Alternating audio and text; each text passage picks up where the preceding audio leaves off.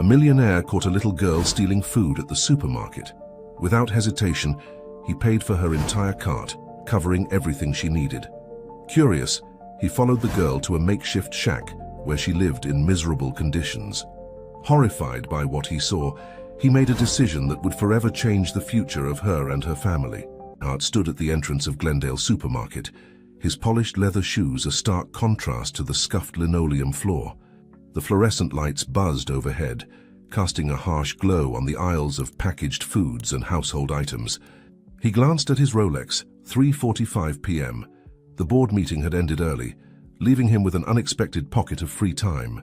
On a whim, he had decided to stop by this neighborhood store, a place so far removed from his usual haunts that it felt like stepping into another world. As the automatic doors whooshed closed behind him, Marcus couldn't shake the feeling of being out of place. His tailored suit and commanding presence drew curious glances from the other shoppers, mostly working-class individuals, picking up essentials after their shifts. He grabbed a basket, more out of habit than necessity, and began to wander the aisles aimlessly. The smell of freshly baked bread wafted through the air, triggering a long-buried memory. For a moment, Marcus was transported back to his childhood home, where the aroma of his mother's homemade loaves would fill their tiny apartment. He blinked, pushing the thought aside. That was a lifetime ago, a chapter he had closed and locked away. As he turned down the cereal aisle, a flash of movement caught his eye. A small figure darted between the shelves, quick and furtive. Marcus found himself following. Curiosity piqued. He rounded the corner just in time to see a young girl, no more than 7 or 8 years old, stuffing a loaf of bread into her worn backpack. The girl's eyes, wide and alert, scanned her surroundings as she zipped up the bag. Her clothes were clean but threadbare, her sneakers scuffed and a size too small. Despite her obvious nervousness, there was a determined set to her jaw that struck Marcus. He watched, frozen in place, as she slipped a carton of milk into her bag with practiced ease. For a moment, their eyes met. The girl's face was a mixture of defiance and fear, a look that tugged at something deep within Marcus. In that instant, he saw a reflection of his younger self, hungry, desperate, and fiercely protective of a mother who worked herself to the bone. Before he could react, the girl bolted towards the exit. The security alarm blared as she pushed through the doors, its shrill cry piercing the afternoon calm. Store employees shouted and gave chase, but the girl was quick. She darted across the parking lot and disappeared down a side street, leaving a wake of commotion behind her. Marcus stood rooted to the spot, his mind reeling. The scene he had just witnessed had cracked open a door he had long kept shut. Memories flooded in, of empty cupboards, of his mother's tired smile as she returned home from another double shift at the factory, of the gnawing hunger that had been his constant companion. He shook his head, trying to clear the unwelcome thoughts. This wasn't his world anymore. He was Marcus Reinhardt, CEO of Reinhardt Technologies, a man whose net worth was measured in billions. He had worked hard to leave that life behind, to build something greater than himself. And yet, as he absently replaced his basket and walked out of the store, Marcus couldn't shake the image of the girl's determined face. It haunted him, a ghost from a past he thought he had outrun. Back in his sleek black Audi, Marcus sat for a long moment, his hands resting on the steering wheel. The engine purred to life, but he made no move to leave the parking lot. Instead, he found himself staring at the street where the girl had disappeared, a strange mixture of emotions churning in his chest. For the first time in years, Marcus felt the weight of the choices he had made, the compromises, the ruthless climb to the top. He had told himself it was all worth it, that he was building a legacy. But now, faced with a stark reminder of where he had come from, he wasn't so sure. As the sun began to set, casting long shadows across the parking lot, Marcus made a decision. He couldn't simply drive away and pretend this hadn't happened. Something had shifted inside him, a long dormant part of his conscience awakening. With a determined set to his jaw, Marcus pulled out his phone. He scrolled through his contacts until he found the name he was looking for, Jack Myers, his head of security. If anyone could help him track down the girl, it was Jack. As the phone rang, Marcus took a deep breath. He didn't know exactly what he was going to do, but he knew one thing for certain. His life was about to change in ways he couldn't yet imagine. The girl's face, a mirror of his own past, had set in motion a chain of events that would challenge everything he thought he knew about himself and the world he had built. The line clicked as Jack answered. "Mr. Reinhardt, is everything all right?" Marcus paused, then spoke with a resolve that surprised even him. "Jack, I need your help with something. It's important, and it needs to be discreet." As he began to explain the situation, Marcus felt a mix of trepidation and excitement. He was stepping off the carefully constructed path he had followed for so long, venturing into unknown territory. But deep down, he knew it was a journey he had to take. The sun dipped below the horizon and the streetlights flickered to life. In the gathering dusk, Marcus Reinhardt sat in his luxury car, plotting a course that would bridge the vast gulf between his past and his present. The unexpected encounter in a humble supermarket was about to change not just his life, but the lives of countless others in ways he could not yet foresee. The sleek, modern office of Reinhardt Technologies stood in stark contrast to the modest neighborhood Marcus had just left. As he strode through the glass doors, the familiar hum of productivity enveloped him. Employees nodded respectfully, their eyes following his purposeful gait. But tonight Marcus barely noticed. His mind was still in that supermarket parking lot, replaying the scene of the little girl's daring escape. He reached his office and closed the door, shutting out the world he had built. For a moment he stood there, his hand still on the doorknob, feeling like a stranger in his own domain. Marcus moved to his desk, a massive slab of polished mahogany that dominated the room. He sank into his ergonomic chair, the plush leather a far cry from the hard wooden seats of his childhood. His eyes fell on a framed photo, the only personal item in the otherwise impersonal space. It showed a much younger Marcus, fresh out of college, standing proudly next to his mother. Her smile was tired but genuine, her eyes shining with pride. He picked up the frame, his fingers tracing the outline of his mother's face. Margaret Reinhardt had been a force of nature, a single mother who had worked herself to the bone to give her son a chance at a better life. The memory of her hunched over her sewing machine, fingers calloused and eyes straining in the dim light, hit him with unexpected force. A soft knock at the door jolted Marcus from his reverie. "Come in," he called, setting the photo back in its place. Jack Myers, head of security, entered the room. A former police detective, Jack had a quiet competence that Marcus had always appreciated. "Mr. Reinhardt," he nodded. "I have the information you requested." Marcus leaned forward, his earlier weariness forgotten. "What did you find?" Jack placed a tablet on the desk, its screen displaying grainy security footage. "We were able to track the girl's path from the supermarket." He swiped through several images, showing the child's desperate flight through back alleys and side streets. "She ended up here."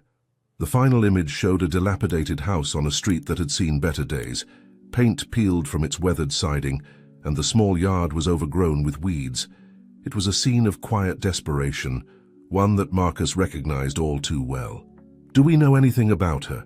Marcus asked, his voice tight with an emotion he couldn't quite name. Jack nodded, his expression somber.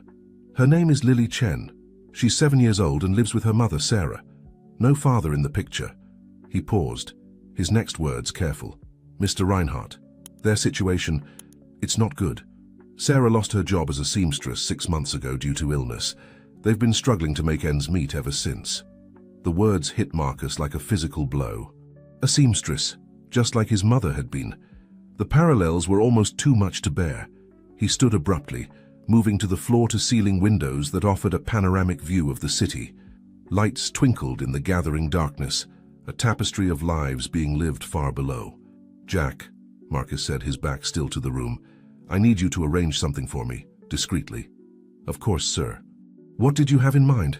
Marcus turned, his face set with determination. "I want to visit them tomorrow morning. Can you make that happen?" Jack's eyebrows rose slightly, but he nodded.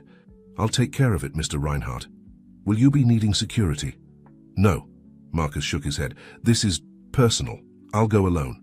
After Jack left, Marcus found himself unable to focus on work. The image of Lily Chen, so small and yet so fierce, kept intruding on his thoughts. He thought of the risks she had taken, the desperation that must have driven her to such actions. It was a feeling he knew all too well. As the night deepened, Marcus made his way home to his penthouse apartment. The luxurious space, with its minimalist decor and breathtaking views, usually filled him with a sense of accomplishment. Tonight, it felt hollow. He walked to his bedroom, bypassing the kitchen despite not having eaten since lunch. Sleep eluded him as he tossed and turned, his mind a whirlwind of memories and half-formed plans. In the early hours of the morning, Marcus found himself standing in front of his closet. Row upon row of bespoke suits hung before him, each one a symbol of his success. But tonight, they felt like costumes, masks he had worn to distance himself from his past. With a sudden decisiveness, he reached past the suits to the far corner of his closet. There, hidden behind everything else, hung a simple flannel shirt and a pair of well-worn jeans. He had kept them as a reminder, though of what, he had never been quite sure. As he changed into the familiar clothes, Marcus felt a weight lift from his shoulders. The fabric was soft against his skin, a comfort he had forgotten. He caught his reflection in the mirror and barely recognized himself. The polished CEO was gone, replaced by a man who looked remarkably like the boy he had once been. The sky was just beginning to lighten as Marcus left his building, nodding to the surprised doorman. He walked the quiet streets, retracing in reverse the journey he had made all those years ago. With each step, memories surfaced, of shared meals in tiny apartments, of his mother's laughter echoing in cramped spaces, of the fierce love that had sustained them through the hardest times. As the sun rose, painting the sky in hues of pink and gold, Marcus found himself standing on the street where Lily Chen lived. The house looked even more run down in the harsh light of day, but there was life here too. A flutter of curtains in the window, the faint sound of a radio playing somewhere inside. Marcus took a deep breath, steeling himself for what was to come. He didn't know exactly what he was going to say or do, but he knew he had to try. This wasn't just about Lily and her mother anymore. It was about facing the part of himself he had locked away for so long. As he walked up the cracked concrete path to the front door, Marcus felt a strange sense of coming home. The weight of his past and the promise of the future converged in this moment. Whatever happened next would change everything. His hand hovered over the doorbell for a moment before he pressed it. The faint chime echoed inside the house, followed by the sound of approaching footsteps. Marcus straightened, his heart pounding with an intensity he hadn't felt in years. The door creaked open, and he found himself face to face with Sarah Chen. Her eyes, tired but kind, widened in surprise at the sight of him. Behind her, peeking around her legs, was Lily, her small face a mixture of curiosity and wariness. For a moment, no one spoke. Then Marcus cleared his throat and said softly, "Hello, my name is Marcus Reinhardt. I'd like to help if you'll let me." As the words left his mouth, Marcus felt something shift inside him. It was as if a long-closed door had finally swung open, letting in the light of a new day. Whatever happened next, he knew there was no going back. The journey he had begun in that supermarket was about to take him places he had never imagined. Sarah Chen's eyes darted from Marcus's face to his outstretched hand. Confusion and wariness etched in the lines of her tired face. "I'm sorry, but do I know you?" she asked, her voice barely above a whisper. Marcus felt a lump form in his throat. How could he explain the chain of events that had led him to her doorstep? He took a deep breath, willing his voice to remain steady. "No, Mrs. Chen, you don't know me, but I saw your daughter yesterday, at the Glendale supermarket." At the mention of the supermarket, Lily's eyes widened, and she ducked behind her mother's legs. Sarah's posture stiffened, her hand tightening on the doorknob. "I don't understand," she said, her voice tinged with fear. "Are you from the store or the police?" Marcus quickly shook his head. No, nothing like that. I'm just someone who wants to help." He gestured to his casual attire. "I'm not here in any official capacity, I promise you, I mean no harm." Sarah's eyes narrowed, studying him intently. After a long moment, she seemed to come to a decision. She stepped back slightly, opening the door wider. "Perhaps you'd better come in, Mr. Reinhardt. We can talk inside." As Marcus crossed the threshold, the scent of worn fabric and old wood enveloped him. The interior of the house was clean but sparse, with mismatched furniture that had seen better days. It reminded him so much of his childhood home that for a moment he felt disoriented. Sarah led him to a small living room, gesturing for him to take a seat on a faded couch. Lily hovered in the doorway, her eyes never leaving Marcus. "Lily," Sarah said gently, Why don't you go to your room for a bit while I talk to Mr. Reinhardt? The girl hesitated, then nodded, disappearing down the hallway. The sound of a door closing echoed through the quiet house. Sarah lowered herself into an armchair across from Marcus, her movements slow and careful. Up close, Marcus could see the pallor of her skin and the slight tremor in her hands. Whatever illness had cost her, her job was clearly still affecting her. "Mr. Reinhardt," she began, her voice stronger now. "I appreciate your concern, but I have to ask, why are you here? What do you want?" Marcus leaned forward, his elbows resting on his knees. "Mrs. Chen, I saw your daughter yesterday taking food from the store. I recognized something in her, a desperation I once knew all too well." Sarah's face crumpled, tears welling in her eyes. "I never wanted this for her," she whispered. "I've tried so hard, but since I lost my job, it's been impossible to make ends meet. Lily, she thinks she needs to take care of me."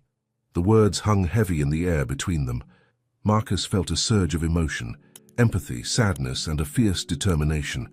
"I understand more than you might think," he said softly. "My mother. She was a seamstress too. We struggled for years, barely keeping our heads above water." Sarah looked up, surprise replacing the fear in her eyes. "You?" Marcus nodded, a sad smile tugging at his lips. "Yes. I was that kid once, Mrs. Chen. The one who would do anything to help his mother, to put food on the table." He paused, gathering his thoughts. "That's why I'm here. I want to help in whatever way I can." Sarah's posture stiffened, pride warring with desperation on her face.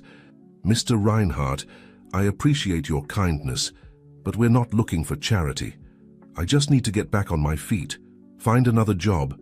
"It's not charity," Marcus interrupted gently. "It's an investment. In Lily's future, in your future." He leaned back, his eyes roaming the small room. "Tell me, Mrs. Chen, if you could have any job right now, what would it be?" The question seemed to catch Sarah off guard. She blinked, then said hesitantly, I've always dreamed of having my own tailoring business. Not just mending clothes, but designing them, creating something beautiful." A wistful smile crossed her face, quickly replaced by a look of resigned sadness. "But that's just a dream. The startup costs alone." Marcus felt a spark of excitement. "What if it didn't have to be just a dream? What if you had the resources to make it happen?" Sarah's eyes widened, a mix of hope and disbelief flickering across her face. "Mr. Reinhardt, I don't understand. Why would you do this for us? You don't even know us." Marcus stood, moving to the window. Outside, the neighborhood was coming to life, people heading to work, children walking to school. He turned back to Sarah, his expression serious. "Because 20 years ago, I was Lily, and my mother was you. Someone gave us a chance, an opportunity that changed our lives. I've never forgotten that kindness, and I've always known that one day I'd need to pay it forward." He walked back to the couch, sitting down again. "I'm in a position now where I can help, Mrs. Chen. Not just with money, but with connections, with opportunities. I can't change the whole world, but I can change your world if you'll let me." Sarah sat in stunned silence, her eyes glistening with unshed tears. After a long moment, she whispered, "I don't know what to say." Just then, a small voice came from the hallway. "Mom, are you okay?" They turned to see Lily standing in the doorway, her small face creased with worry. Sarah held out her arms and Lily ran to her, burying her face in her mother's lap. Marcus watched the scene, his heart aching with a mixture of pain and hope. He saw in Lily the fierce protectiveness he had once felt for his own mother, the weight of responsibility on such small shoulders. "Lily," he said softly, waiting until she looked up at him, "you've been very brave taking care of your mum. But you know what?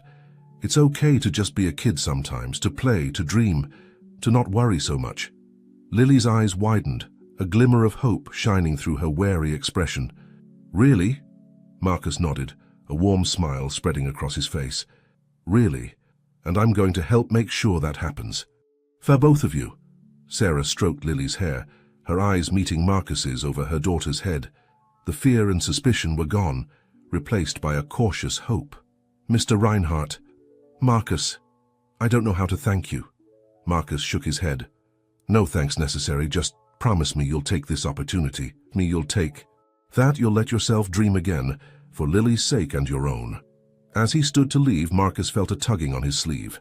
He looked down to see Lily standing next to him, her small hand reaching for his. Without a word, he knelt down, bringing himself to her eye level. Lily studied his face for a long moment, then threw her arms around his neck in a fierce hug. "Thank you," she whispered, her voice muffled against his shoulder. Marcus hugged her back, feeling a lump form in his throat. As he stood, he saw Sarah watching them, tears streaming down her face. In that moment, he knew that his life had irrevocably changed.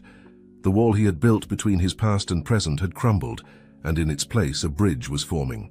As he walked out of the Chen's house and into the bright morning sunlight, Marcus felt lighter than he had in years. He had taken the first step on a new path, one that would challenge him in ways he couldn't yet imagine. But for the first time in a long time, he felt truly alive, truly purposeful. His phone buzzed in his pocket, probably his assistant, wondering where he was. The world of Reinhardt Technologies seemed a million miles away. Marcus knew he would have to return to that world, but it would be with new eyes, a new purpose. As he walked down the street, Marcus began to formulate a plan. It wasn't just about helping the Chens anymore. It was about creating lasting change, about bridging the gap between the world he came from and the world he now inhabited. The journey ahead would be challenging, filled with obstacles and resistance. But as Marcus thought of Lily's determined face and Sarah's cautious hope, he knew it was a journey worth taking. He had crossed a threshold, and there was no going back, only forward into a future bright with possibility. The gleaming headquarters of Reinhardt Technologies loomed before Marcus as he stepped out of his car.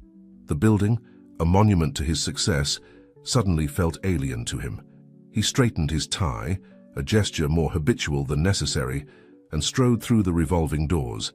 As he crossed the lobby, Marcus noticed things he'd overlooked for years: the nervous energy of interns clutching coffee cups, the tired eyes of the cleaning staff finishing their night shift. Each face told a story, one he had once known intimately, but had forgotten in his climb to the top. "Good morning, Mr. Reinhardt," his assistant Jessica greeted him as he entered his office suite. "The board members are waiting in the conference room."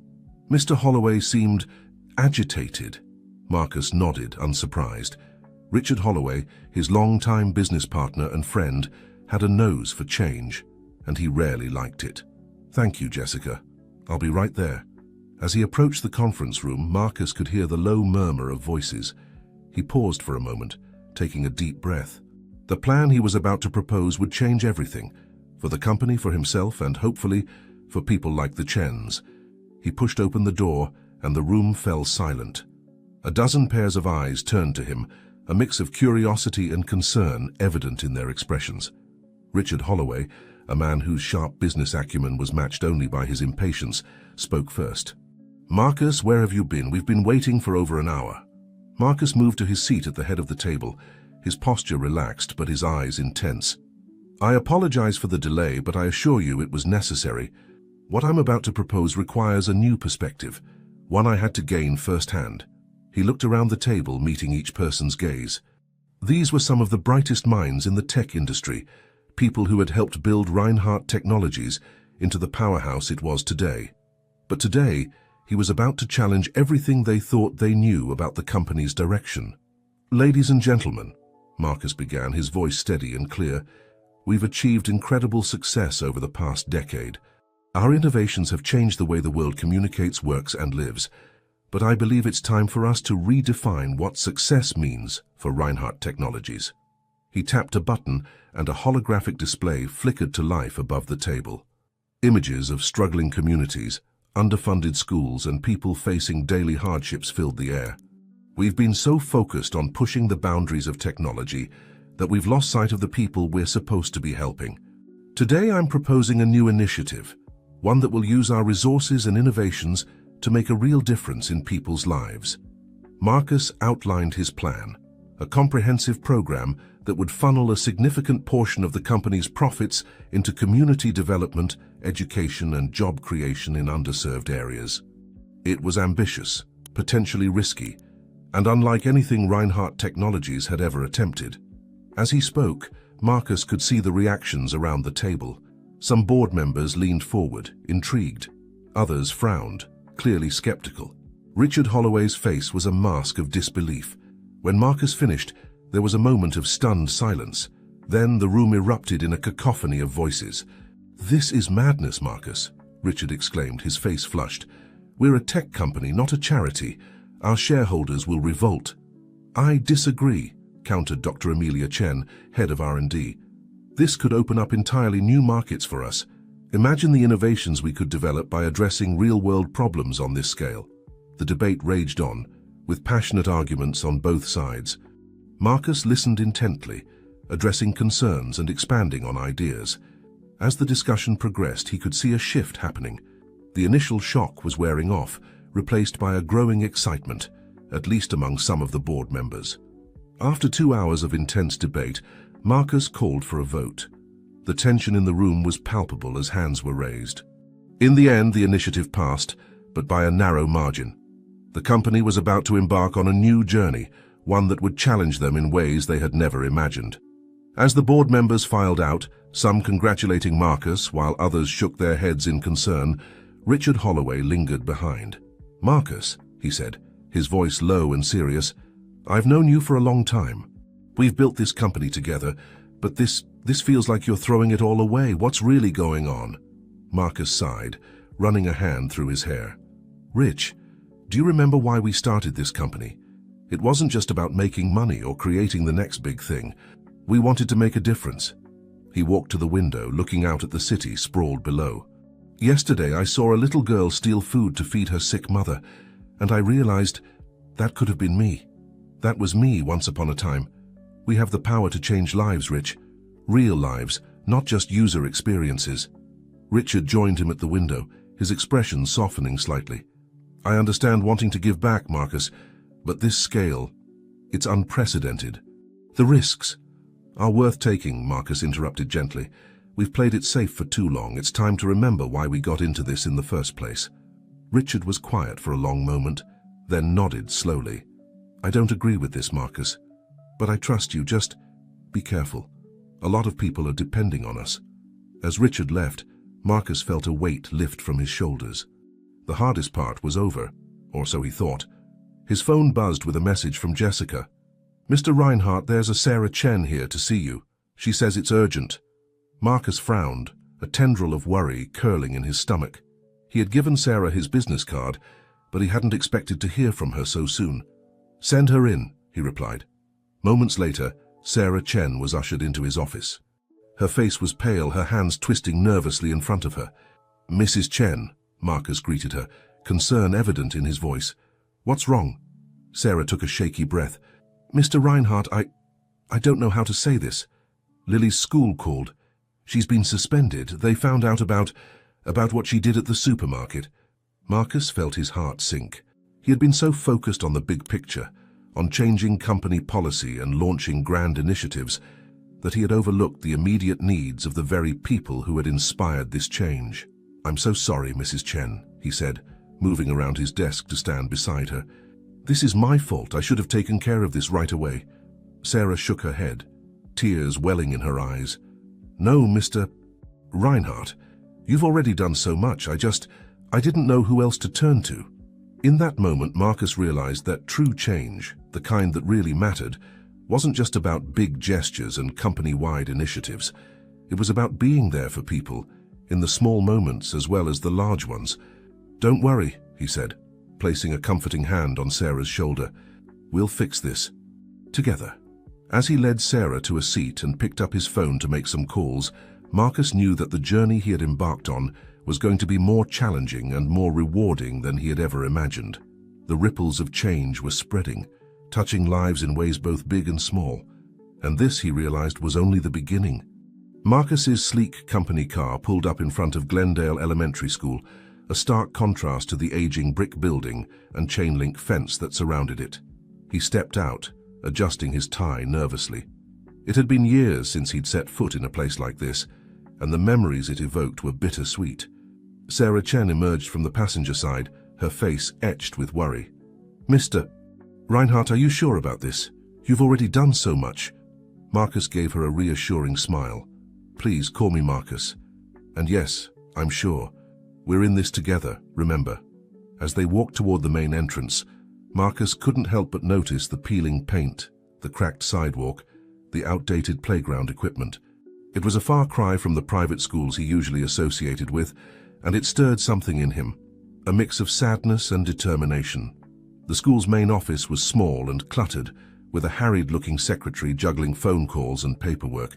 She looked up as they entered, her eyes widening slightly at Marcus's impeccable suit. "Can I help you?" she asked, her tone a mixture of curiosity and suspicion. Marcus stepped forward, his demeanor calm and authoritative. "Yes, we're here to see Principal Hoffman regarding Lily Chen." The secretary's expression softened slightly at the mention of Lily's name. "Oh yes, he's expecting you. Down the hall, third door on the right." As they walked down the worn linoleum hallway, Marcus could feel the weight of Sarah's anxiety beside him. He placed a gentle hand on her shoulder. "It's going to be okay," he murmured. "Let me do the talking." Principal Hoffman's office was small but tidy, with walls lined with educational certifications and children's artwork. The man himself, a balding, middle-aged figure with kind eyes behind wire-rimmed glasses, stood to greet them. "Mrs. Chen," he nodded, then turned to Marcus with a questioning look. "Marcus Reinhardt," Marcus introduced himself, shaking the principal's hand firmly. "I'm here as a family friend and advocate for the Chens." Principal Hoffman's eyebrows rose slightly, but he gestured for them to sit. "I appreciate you coming in, but I'm afraid the situation with Lily is quite serious. Theft is not something we can overlook, regardless of the circumstances." Marcus leaned forward, his voice low and earnest. "Principal Hoffman, I understand the seriousness of the situation, but I also understand the circumstances that led to it. Lily wasn't acting out of malice or disregard for rules. She was trying to feed her family." The principal's expression softened slightly. "I sympathize, Mr. Reinhardt, I truly do, but we have policies in place for a reason. We can't make exceptions, even for difficult circumstances." Marcus nodded, acknowledging the point. "I agree that rules are important, but so is compassion, so is understanding. What if, instead of punishing Lily, we use this as an opportunity to help her and other students who might be in similar situations?" Principal Hoffman leaned back in his chair, intrigued. "What exactly are you proposing, Mr. Reinhardt?" Marcus outlined his idea, a comprehensive support program for students and families in need. It would include a food pantry, counseling services, and educational support. "Reinhardt Technologies is prepared to fully fund this program," he concluded. "All we ask is that you give Lily and other students like her a second chance." The principal was quiet for a long moment, his fingers steepled in front of him. Finally he spoke. "It's an intriguing proposal, Mr. Reinhardt. But implementing something like this would require board approval, budget considerations." "I understand," Marcus replied smoothly, "and I'm prepared to speak to the board, to provide whatever assurances they need. This isn't just about Lily. It's about creating real lasting change in this community." As the discussion continued, Sarah sat quietly, her eyes wide with disbelief. This man, who had been a stranger just days ago, was fighting for her daughter with a passion and determination she had never seen before. After what seemed like hours, but was in reality just 45 minutes, an agreement was reached. Lily's suspension would be lifted, contingent on her participation in a new community service program, the first step in the larger initiative Marcus had proposed. As they left the office, Sarah turned to Marcus, tears glistening in her eyes. "I don't know how to thank you," she whispered. Marcus shook his head, a small smile playing on his lips. "No thanks necessary. This is just the beginning, Sarah. We're going to make things better, not just for Lily, but for everyone here." As they walked back to the car, Marcus's phone buzzed insistently. He glanced at it, his brow furrowing. "I'm sorry, Sarah, but I need to take this. It's my partner, Richard." He stepped away, his voice low as he answered. "Rich, what's going on?" Richard's voice was tense. "Marcus, where are you? The shareholders are in an uproar. Word of your new initiative has leaked and they're demanding answers. You need to get back here now." Marcus closed his eyes, taking a deep breath. He had known there would be pushback, but he hadn't expected it so soon. "All right, I'm on my way. Set up a conference call with the major shareholders for this afternoon. We'll address their concerns head on." As he ended the call, Marcus turned back to Sarah, who was watching him with concern. "Is everything okay?" she asked. Marcus managed a reassuring smile. "Just some business matters to attend to. Nothing to worry about. He opened the car door for her. Let's get you home. I'm sure Lily is anxious to hear the good news. The drive back to the Chen's neighborhood was quiet, each lost in their own thoughts. As they pulled up in front of the small house, Marcus saw Lily peeking out from behind the curtains. Her face lit up when she saw her mother and she ran out to meet them. Sarah enveloped her daughter in a tight hug, whispering reassurances. Marcus watched the scene, a bittersweet ache in his chest. This was why he was doing all this, he reminded himself. This was what really mattered.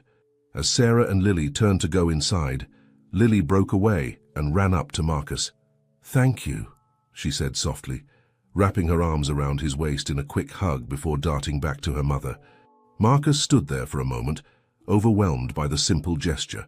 Then, with a final wave to the Chens, he got back in his car and headed towards the Reinhardt Technologies headquarters. The drive back to the office was a stark transition. With each mile, Marcus could feel the weight of his responsibility settling back onto his shoulders. He was no longer just Marcus, the man trying to help a family in need. He was Marcus Reinhardt, CEO, the man responsible for thousands of jobs, millions in shareholder value, and now a promise of change that he had to somehow make real. As the gleaming towers of the financial district came into view, Marcus steeled himself for the battles ahead. He knew that what he was trying to do wouldn't be easy. There would be resistance, skepticism, maybe even attempts to oust him from his own company. But the image of Lily's grateful face, of Sarah's tears of relief, strengthened his resolve. He pulled into his reserved parking space and took a moment to gather himself. The decisions he would make in the coming hours and days would shape not just his future, but the futures of countless others. It was a weighty responsibility, but one he now knew he had to bear. With a deep breath, Marcus stepped out of his car and walked towards the entrance of Reinhardt Technologies. He was ready to face whatever challenges lay ahead, armed with a new sense of purpose and the unshakable belief that he was, at last, doing the right thing. The moment Marcus stepped into the lobby of Reinhardt Technologies, he could feel the tension in the air. Employees huddled in small groups, their conversations hushed but animated. As he walked towards the elevators, he noticed their furtive glances and the way conversations abruptly halted as he passed. Jessica was waiting for him as the elevator doors opened on the executive floor. Her usually calm demeanor was ruffled, and she fell into step beside him, talking rapidly. "Mr. Reinhardt, the shareholders are demanding an emergency meeting. The board is split, and the PR department is fielding calls from every major tech publication. They all want to know about the new initiative." Marcus nodded, his face a mask of calm, despite the storm brewing inside him. "Thank you, Jessica. Please set up the conference room for a video call with the major shareholders in 30 minutes. And get me Richard and the heads of PR and legal immediately." As Jessica hurried off to make the arrangements, Marcus entered his office and closed the door behind him. He took a moment to center himself, gazing out at the city skyline. The view that had once filled him with pride now seemed to mock him with its distance from the realities he had witnessed in the past few days. A knock at the door interrupted his thoughts. Richard entered, followed by Samantha from PR and David from legal. Their faces were a mix of concern and curiosity. "Marcus," Richard began, his voice tense, "what the hell is going on? The shareholders are in an uproar. There are rumors flying around about us becoming some sort of charity organization. We need to contain this now." Marcus held up a hand, silencing his friend and partner. "I know this seems sudden to all of you, but I assure you it's not a decision I've made lightly. We're not becoming a charity, Richard. We're evolving." He outlined his vision, a company that not only created cutting-edge technology, but also actively worked to bridge the digital divide and create opportunities in underserved communities. As he spoke, he could see the skepticism on Richard's face slowly giving way to grudging interest. Samantha, the head of PR, leaned forward eagerly. "Mr. Reinhardt, if we frame this correctly, it could be a huge win for our public image. Tech companies are under fire for widening societal gaps. This could position us as industry leaders in corporate responsibility." David, the ever-cautious legal counsel, cleared his throat. "While I see the potential benefits, we need to be careful about how we structure this. There are regulatory considerations, potential conflicts of interest." Marcus nodded, acknowledging their points. "I understand the concerns. and I appreciate your insights. But I need you all to understand something. This isn't just a PR move or a corporate strategy. This is about real people, real lives that we have the power to change. He told them about Lily and Sarah, about the struggling school and the community in need. As he spoke, he could see a shift in the room. The corporate veneer began to crack, revealing the humans beneath, people who had once dreamed of changing the world through technology. We have an opportunity here, Marcus concluded, his voice passionate. An opportunity to redefine what a tech company can be, what it should be. Are you with me? There was a moment of silence. Then Richard spoke up. It won't be easy, Marcus. The shareholders, the market, they might not understand. Marcus smiled, a determined glint in his eye. Then we'll make them understand. Now let's prepare for this call. The next hour was a whirlwind of preparation. As Marcus and his team worked to craft their message, the office buzzed with a new energy. Employees who had overheard snippets of conversation or gotten wind of the new initiative through the grapevine were talking excitedly. There was a sense of purpose in the air that had been missing for far too long. When it was time for the video call, Marcus felt ready. As the faces of the major shareholders appeared on the screen, he could see their expressions ranging from curiosity to outright hostility. Ladies and gentlemen, Marcus began, his voice steady and confident. Thank you for joining us on such short notice. I understand you have concerns about the direction Reinhardt Technologies is taking. I'm here to address those concerns and to share with you a vision for the future. A future where our company doesn't just create technology, but uses it to create meaningful change in the world. For the next hour, Marcus laid out his plan. He spoke of the untapped markets in underserved communities, the potential for innovation born from solving real-world problems, and the long-term benefits of building a more equitable digital landscape. He faced tough questions and skepticism, but with each answer, he could see a shift happening. The shareholders began to engage, to ask questions not just about profit margins, but about impact and implementation. As the call ended, Marcus knew he had won a battle, but the war was far from over. There would be more challenges ahead, more resistance to overcome.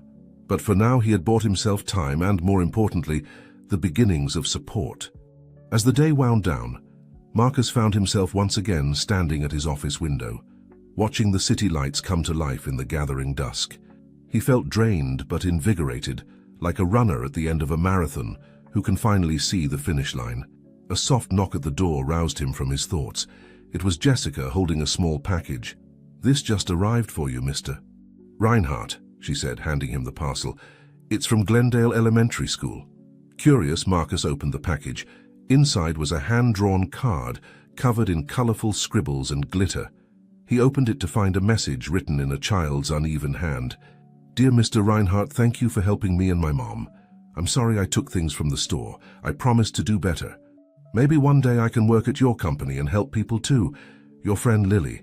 Beneath Lily's message were dozens of signatures and thank you notes from other students, children who had heard about the new programs coming to their school and wanted to express their gratitude. Marcus felt a lump form in his throat. This was why he was fighting so hard, why he was willing to risk everything he had built. It wasn't about profit margins or market share. It was about Lily, and all the other Lilies out there who just needed a chance. He carefully placed the card on his desk, positioning it so he could see it from his chair. It would serve as a reminder of what truly mattered, a beacon to guide him through the challenges that lay ahead. As Marcus gathered his things to leave for the day, he felt a renewed sense of purpose. The winds of change were blowing through Reinhardt Technologies, and though the journey ahead would be difficult, he knew in his heart that it was the right path. He stepped out of his office, nodding goodbye to Jessica.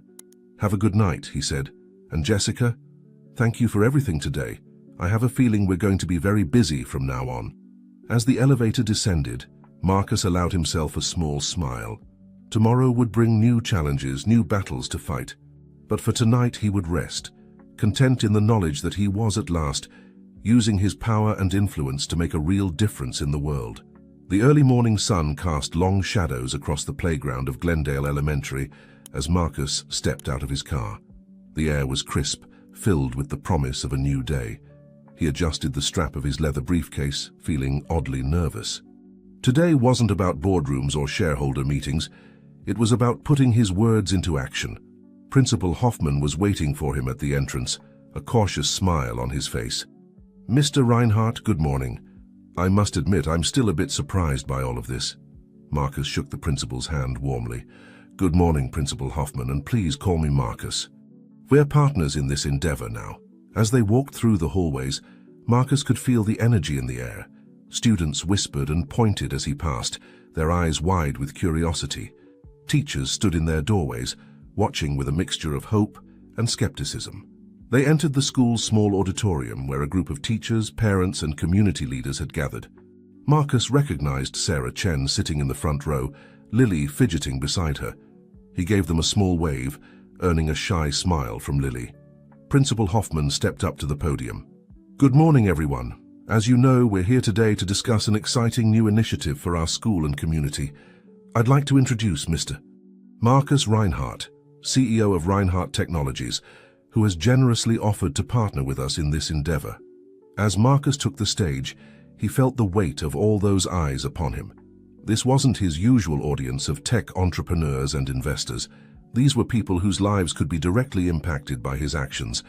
He took a deep breath and began. "Thank you all for coming today. I'm not here to make grand promises or to pretend I have all the answers. I'm here because I believe that technology should be a force for good in the world, and that starts right here in our communities." Over the next hour, Marcus outlined his plan. He spoke of creating a state-of-the-art computer lab for the school, of offering coding classes and technology workshops for students and adults alike. He talked about internship programs that would provide a pathway to careers in tech, and about partnering with local businesses to create job opportunities. But more than that, he spoke of hope. Of the belief that with the right tools and support, every child in that school could achieve their dreams, regardless of their background or circumstances. As he concluded his presentation, the room erupted in applause. Marcus could see tears in some eyes and looks of cautious optimism on many faces. But he knew that applause and good intentions weren't enough. The real work was just beginning. The next few hours were a whirlwind of activity. Marcus met with teachers, listening to their ideas and concerns. He spoke with parents, reassuring them that this wasn't just a corporate PR stunt, but a long-term commitment to their community. As the day wound down, Marcus found himself back in the auditorium, now empty save for Sarah and Lily Chen. Lily was exploring the stage, her eyes wide with wonder as she imagined herself speaking to a crowd. Sarah approached Marcus, her eyes brimming with emotion. "Mr. Reinhardt, Marcus, I don't know how to thank you for all of this. It's more than I ever could have imagined." Marcus smiled, watching Lily twirl on the stage. "There's no need for thanks, Sarah. This is just the beginning. But I have to ask, how would you like to be a part of it?" Sarah looked at him, confusion evident on her face. "What do you mean?" "We're going to need someone to coordinate these programs, someone who understands this community and its needs, someone the people here trust. I think you'd be perfect for the job." Sarah's hand flew to her mouth, her eyes wide with shock. "Me? But I don't have any experience in something like this. I'm just a seamstress." Marcus shook his head, his voice gentle but firm. "You're not just anything, Sarah. You're a mother who would do anything for her child. You're a member of this community who understands its struggles and its strengths. That's exactly the kind of experience we need." As Sarah stood there, overwhelmed by the offer, Lily came bounding over. "Mom, did you see me? I was pretending to be a teacher, teaching everyone about computers." Sarah laughed, wiping away a tear. "That's wonderful, sweetheart, and you know what? Maybe someday you really will be teaching people about computers." Marcus knelt down to Lily's level. "How would you like to learn more about computers, Lily? We're going to be setting up some really cool classes here at your school." Lily's eyes lit up. "Really? Can I learn how to make games and robots?" Marcus chuckled. "Absolutely. You can learn to make games, robots, and so much more. The sky's the limit." As Marcus stood to leave, he felt a tug on his sleeve. He looked down to see Lily holding out a folded piece of paper. "I made this for you," she said shyly. Marcus unfolded the paper to find a crayon drawing. It showed a stick figure with a big smile, standing in front of what looked like a computer. Written above in wobbly letters were the words, "Thank you, Mr. Marcus." Marcus felt a lump form in his throat. He carefully folded the drawing and tucked it into his breast pocket, right next to his heart. "Thank you, Lily. I'll treasure this always." As he walked back to his car, Marcus felt a sense of lightness he hadn't experienced in years. The challenges ahead were still daunting, but for the first time in a long time he felt truly alive, truly purposeful. His phone buzzed, breaking the moment. It was Richard. "Marcus, we need to talk. The board is calling an emergency meeting. They're concerned about the direction we're taking." Marcus sighed, the weight of his responsibilities settling back onto his shoulders. "I understand, Rich. I'm on my way." As he drove back towards the gleaming towers of the financial district, Marcus glanced at the rearview mirror. He could still see Glendale Elementary in the distance, a beacon of hope in a sea of challenges. He thought of Lily's drawing, safely tucked away in his pocket. It wasn't just a child's scribble. It was a reminder of why he was fighting so hard, why he was willing to risk everything he had built. The road ahead would be difficult. There would be resistance, setbacks, and moments of doubt. But as Marcus steeled himself for the battles to come, he knew in his heart that he was on the right path. He was no longer just building a technology empire. He was planting seeds of hope, seeds that would grow into opportunities for people like Sarah and Lily, and countless others like them. As the city skyline loomed before him, Marcus felt a renewed sense of purpose. Whatever challenges lay ahead, he was ready to face them. For he now understood that true success wasn't measured in stock prices or market share, but in the lives he could change, the hope he could inspire, and the future he could help build. With Lily's drawing close to his heart and the memory of the day's events fresh in his mind, Marcus drove on, ready to fight for his vision of a better, more inclusive future. One community, one life at a time. The boardroom of Reinhardt Technologies was silent, tension thick in the air as Marcus concluded his presentation. He had just spent the last hour detailing his vision for the company's new direction, explaining the initiatives at Glendale Elementary and outlining plans for similar programs in other communities. Marcus looked around the table, taking in the varied expressions of the board members. Some, like Dr. Amelia Chen, were nodding with approval. Others, including several of the older, more conservative members, wore frowns of concern. Richard Holloway, Marcus's longtime friend and business partner, broke the silence. "Marcus, while your intentions are admirable, we have to consider the bottom line. How do you propose to fund these initiatives without significantly impacting our profit margins?" Marcus had anticipated this question. "By reallocating funds from our marketing budget and implementing some cost-saving measures in other departments, we can fund these programs without significantly impacting our overall profitability."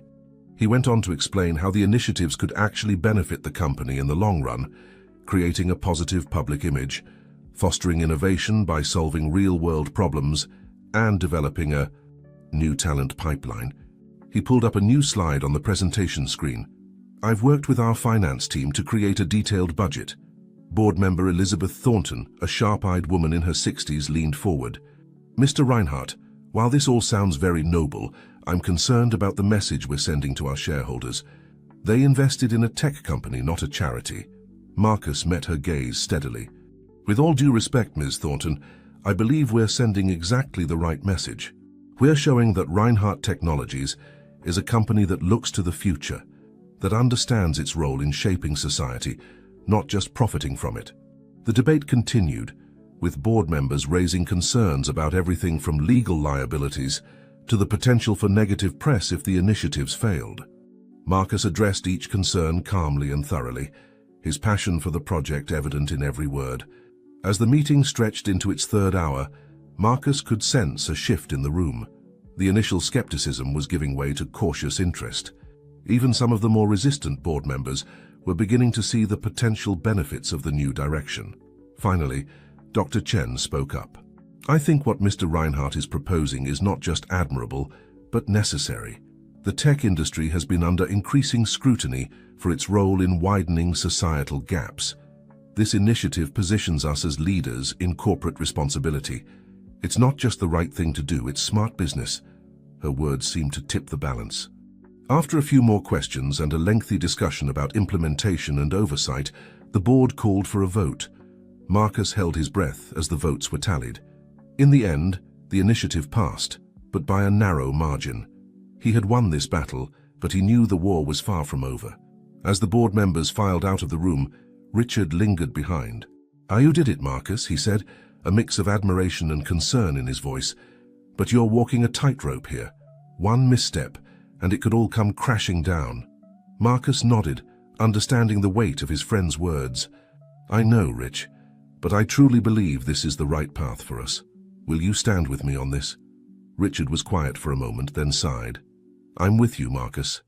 God help me, but I'm with you. Just be careful, okay?" As Marcus left the boardroom, he felt a mix of elation and trepidation. He had cleared a major hurdle, but the real work was just beginning. Over the next few weeks, Marcus threw himself into implementing the new initiatives. He divided his time between the corporate world and the community projects, often working late into the night to ensure everything ran smoothly. At Glendale Elementary, the changes were already becoming visible.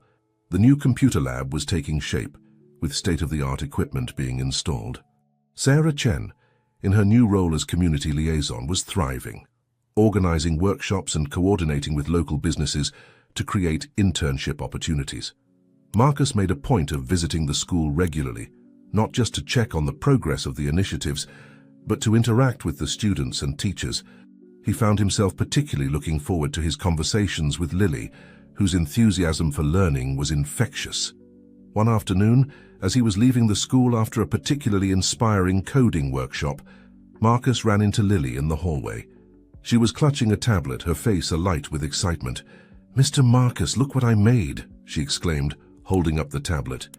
On the screen was a simple but colorful game, with shapes moving across the display. Marcus knelt down to get a better look, genuinely impressed.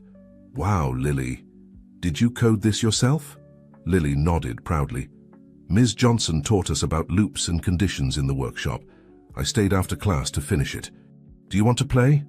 As Marcus tapped the screen, guiding a small circle through a maze of squares, he felt a warmth spread through his chest. This was what it was all about, giving children like Lily the tools and opportunities to explore their potential. "This is fantastic, Lily," he said, handing the tablet back to her. "You know, if you keep at it, you could be designing games for real someday." Lily's eyes widened. "Really? Could I work at your company?" Marcus chuckled. "If you work hard and keep learning, you could work anywhere you want. The sky's the limit." As he walked back to his car, Marcus's phone buzzed with a message from Jessica. "Urgent call from Richard. Please contact him ASAP." The warmth Marcus had felt moments ago was replaced by a cold knot of anxiety. He dialed Richard's number as he slid into the driver's seat. "Marcus, where are you?" Richard's voice was tense. "We've got a situation. TechCrunch just published an article questioning our new initiatives. They're suggesting it's all a PR stunt to distract from rumors about our Q3 earnings." Marcus gripped the steering wheel, his mind racing. "That's ridiculous. Our Q3 earnings are solid. Where are they getting this from?" "I don't know, but it's causing a stir. Our stock price is already taking a hit. We need to get ahead of this fast." As Marcus drove back to the office, his mind was a whirlwind of thoughts. He had known there would be challenges, but he hadn't expected them to come so soon or hit so hard. He thought of Lily's proud face as she showed him her game, of Sarah Chen finding new purpose in her role, of all the potential waiting to be unlocked in that small school. He couldn't let it all fall apart now. As the Reinhardt Technologies building came into view, Marcus steeled himself for the battle ahead. He had fought to get this far, and he wasn't about to back down now. Whatever it took, he would find a way to weather this storm and keep his promise to the community he had vowed to help. The road ahead would be difficult, but Marcus was more determined than ever. He had seen firsthand the impact his initiatives were having, and he knew in his heart that this was a fight worth having. With renewed resolve, he stepped out of his car and strode towards the building, ready to face whatever challenges lay ahead. The Reinhardt Technologies PR team was in full crisis mode when Marcus strode into the conference room. Faces lined with worry turned to him, hoping for guidance, for a plan to navigate the storm that had suddenly engulfed them. Marcus's face was a mask of calm determination as he addressed the room. "All right, let's break this down. What exactly are we dealing with?" Samantha, the head of PR, stepped forward. "The TechCrunch article has gone viral, Mr. Reinhardt. Other tech blogs are picking up the story, and mainstream media is starting to take notice. The narrative is that our community initiatives are a smokescreen to hide financial troubles. Marcus nodded, processing the information. And our stock price? Richard, who had been pacing by the window, turned to face the room. Down 12% since the article broke. If we don't turn this around quickly, it could get worse. The tension in the room was palpable. Marcus could feel the weight of every eye upon him, waiting for him to pull a rabbit out of a hat and make this all go away. But he knew there were no easy fixes, no magic words that could instantly repair the damage. "Okay," Marcus said, his voice steady and resolute. "Here's what we're going to do. First, we release our Q3 earnings report immediately. It's solid, and it will put to rest any rumors about financial troubles." He turned to Samantha. "I want a press release drafted within the hour. We're not going to be defensive. Instead, we're going to be transparent about our community initiatives. We'll invite journalists to visit Glendale Elementary to see firsthand what we're doing." "But sir," one of the junior PR associates piped up, "won't that just draw more attention to the situation?" Marcus smiled, a glint of determination in his eye. "Exactly. We're not going to hide from this. We're going to face it head-on. Our initiatives aren't a PR stunt. They're a fundamental shift in how we do business, and we're going to make sure the world understands that." As the team sprang into action, Marcus pulled Richard aside. "Rich, I need you to do something for me. Reach out to our major shareholders personally, explain the situation, reassure them. Your relationships with them could be crucial right now." Richard nodded, but there was hesitation in his eyes. "Marcus, are you sure about this? Maybe we should consider scaling back the initiatives, just until this blows over." Marcus placed a hand on his friend's shoulder. "No, Rich, that's exactly what we can't do. If we back down now, it will only confirm their suspicions. We need to stand firm." As the day wore on, Marcus found himself juggling a whirlwind of tasks. He gave interviews, met with the board to reassure them, and worked with the PR team to craft their message. But even as he fought fires on all fronts, his mind kept drifting back to Glendale Elementary, to Lily and her proudly displayed game. It was past midnight when Marcus finally left the office. The city was quiet, the streets almost empty. As he drove, he found himself taking a detour, ending up in front of Glendale Elementary. The building was dark and silent, but to Marcus it represented everything he was fighting for. He sat in his car, staring at the school, and for the first time that day, allowed himself to feel the full weight of the situation. The doubt crept in, whispering questions he had been pushing aside all day. Was he doing the right thing? Was he jeopardizing everything he had built for a dream that might be too big, too idealistic? A tap on his window startled him out of his thoughts. He looked up to see Sarah Chen standing there, a confused expression on her face. Marcus rolled down the window. "Mr. Reinhardt? Is everything okay?" Sarah asked, concern evident in her voice. Marcus managed a small smile. "Sarah, what are you doing here so late?" "I was working late on some proposals for new programs," she explained. "But why are you here?" Marcus sighed, suddenly feeling very tired. I'm not sure. It's been a challenging day." Sarah's expression softened. "I heard about the article. Some of the teachers were talking about it." She paused, then added softly, "We're all behind you, you know. What you're doing here, it means everything to us." Her words hit Marcus like a physical force, cutting through the doubt and fear. He remembered why he had started down this path in the first place. It wasn't about stock prices or media narratives. It was about people, about hope. "Thank you, Sarah," he said, his voice thick with emotion. "You have no idea how much I needed to hear that." Sarah smiled. "Why don't you come in for a cup of coffee? I was just about to make some, and it looks like you could use it." Marcus hesitated for a moment, then nodded. As they walked into the school, Sarah chattering about the new program she was planning, Marcus felt some of the tension leave his shoulders. This was why he was fighting so hard. This was what really mattered. In the small teacher's lounge, over cups of mediocre coffee, Marcus found himself opening up to Sarah about the challenges he was facing. She listened intently, offering words of encouragement and even a few practical suggestions. "You know," Sarah said as they were finishing their coffee, "when Lily was younger and things were really tough, I used to feel overwhelmed all the time. But then I realized I couldn't control everything. I could only do my best each day and have faith that it would be enough." Marcus nodded, understanding dawning in his eyes. One day at a time, he murmured. Exactly, Sarah smiled. And you're not alone in this, Mr. Reinhardt. You have an entire community behind you now. As Marcus drove home in the early hours of the morning, he felt a renewed sense of purpose. The challenges ahead were still daunting, but he no longer felt overwhelmed by them. He had been reminded of why he had started down this path, and he was more determined than ever to see it through. The next few days were a whirlwind of activity. The release of the Q3 earnings report helped stabilize the stock price, and the open invitation to journalists started to shift the narrative. Slowly but surely, the tide began to turn. Articles began to appear, highlighting the positive impact of Reinhardt Technologies' initiatives. Photos of smiling students in the new computer lab at Glendale Elementary circulated on social media. Interviews with teachers and parents painted a picture of a company truly invested in making a difference. A week after the crisis began, Marcus stood in front of Glendale Elementary, surrounded by a group of journalists. Lily stood beside him, clutching her tablet, ready to show off her game to the cameras.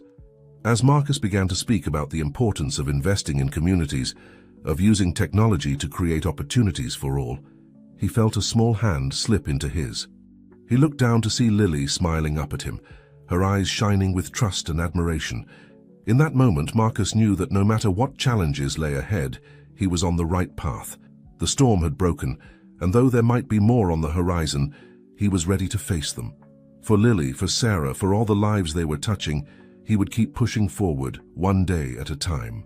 The autumn air was crisp as Marcus made his way through the bustling corridors of Glendale Elementary. 3 months had passed since the media storm, and the school was almost unrecognizable. The once drab walls were now adorned with colorful murals depicting scenes of science, technology, and imagination. The sound of excited chatter and the click-clack of keyboards filled the air. Marcus paused at the door of the new computer lab, watching as a group of students huddled around a 3D printer, their eyes wide with wonder as it slowly brought their design to life. Ms. Johnson, the enthusiastic young teacher who had taken charge of the tech programs, was guiding them through the process. "Mr. Reinhardt," a familiar voice called out. Marcus turned to see Lily bounding towards him, her face split in a wide grin. "I did it! I won the coding competition!" Marcus knelt down to her level, his own smile matching hers. "That's fantastic, Lily. I knew you could do it. Tell me all about it." As Lily launched into an excited explanation of her winning project, a game that taught basic financial literacy to kids, Marcus couldn't help but marvel at the transformation he was witnessing, not just in Lily, but in the entire school and community. The initiatives that had started here at Glendale Elementary were spreading. 2 more schools in the district had implemented similar programs, with plans for further expansion in the works. Local businesses, inspired by Reinhardt Technologies' example, had started offering internships and mentorship programs. But it wasn't just the community that was changing. Reinhardt Technologies itself was evolving. The company's focus on social impact had attracted a new wave of talented, idealistic young employees. Innovation was flourishing as teams tackled real-world problems, leading to breakthroughs that were both profitable and socially beneficial. As Marcus made his way to the principal's office for their monthly check-in, he passed Sarah Chen in the hallway. She was deep in conversation with a group of parents, discussing plans for a community tech fair. Sarah had blossomed in her role, becoming a driving force behind many of the new initiatives. "Marcus," Principal Hoffman greeted him warmly as he entered the office. "I was just looking over the latest progress reports. The improvements in our students' test scores are remarkable." Marcus nodded, feeling a surge of pride. "That's wonderful to hear. How are the new STEM programs being received?" "Incredibly well," Hoffman replied, his eyes twinkling with excitement. "We've had to add extra classes to meet the demand. And it's not just the kids. We've had parents asking if we could offer adult education classes in the evenings." As they delved into the details of the school's progress and future plans, Marcus felt a deep sense of satisfaction. This was what success truly looked like. Not just numbers on a balance sheet, but real, tangible improvements in people's lives. Their meeting was interrupted by a knock at the door. It was Jessica, Marcus's assistant, looking slightly flustered. "I'm sorry to interrupt, Mr. Reinhardt, but there's an urgent matter that requires your attention back at the office." Marcus frowned, concern creasing his brow. "What's going on, Jessica?" "It's the Maxwell contract, sir. There have been some complications." Marcus's heart sank. The Maxwell contract was a major deal, one that had been in negotiations for months. It was meant to be a showcase for Reinhardt Technologies' new socially conscious business model, combining cutting-edge tech with community development initiatives. He turned to Principal Hoffman apologetically. "I'm sorry, but I need to handle this. We'll continue our discussion next week." Hoffman nodded understandingly.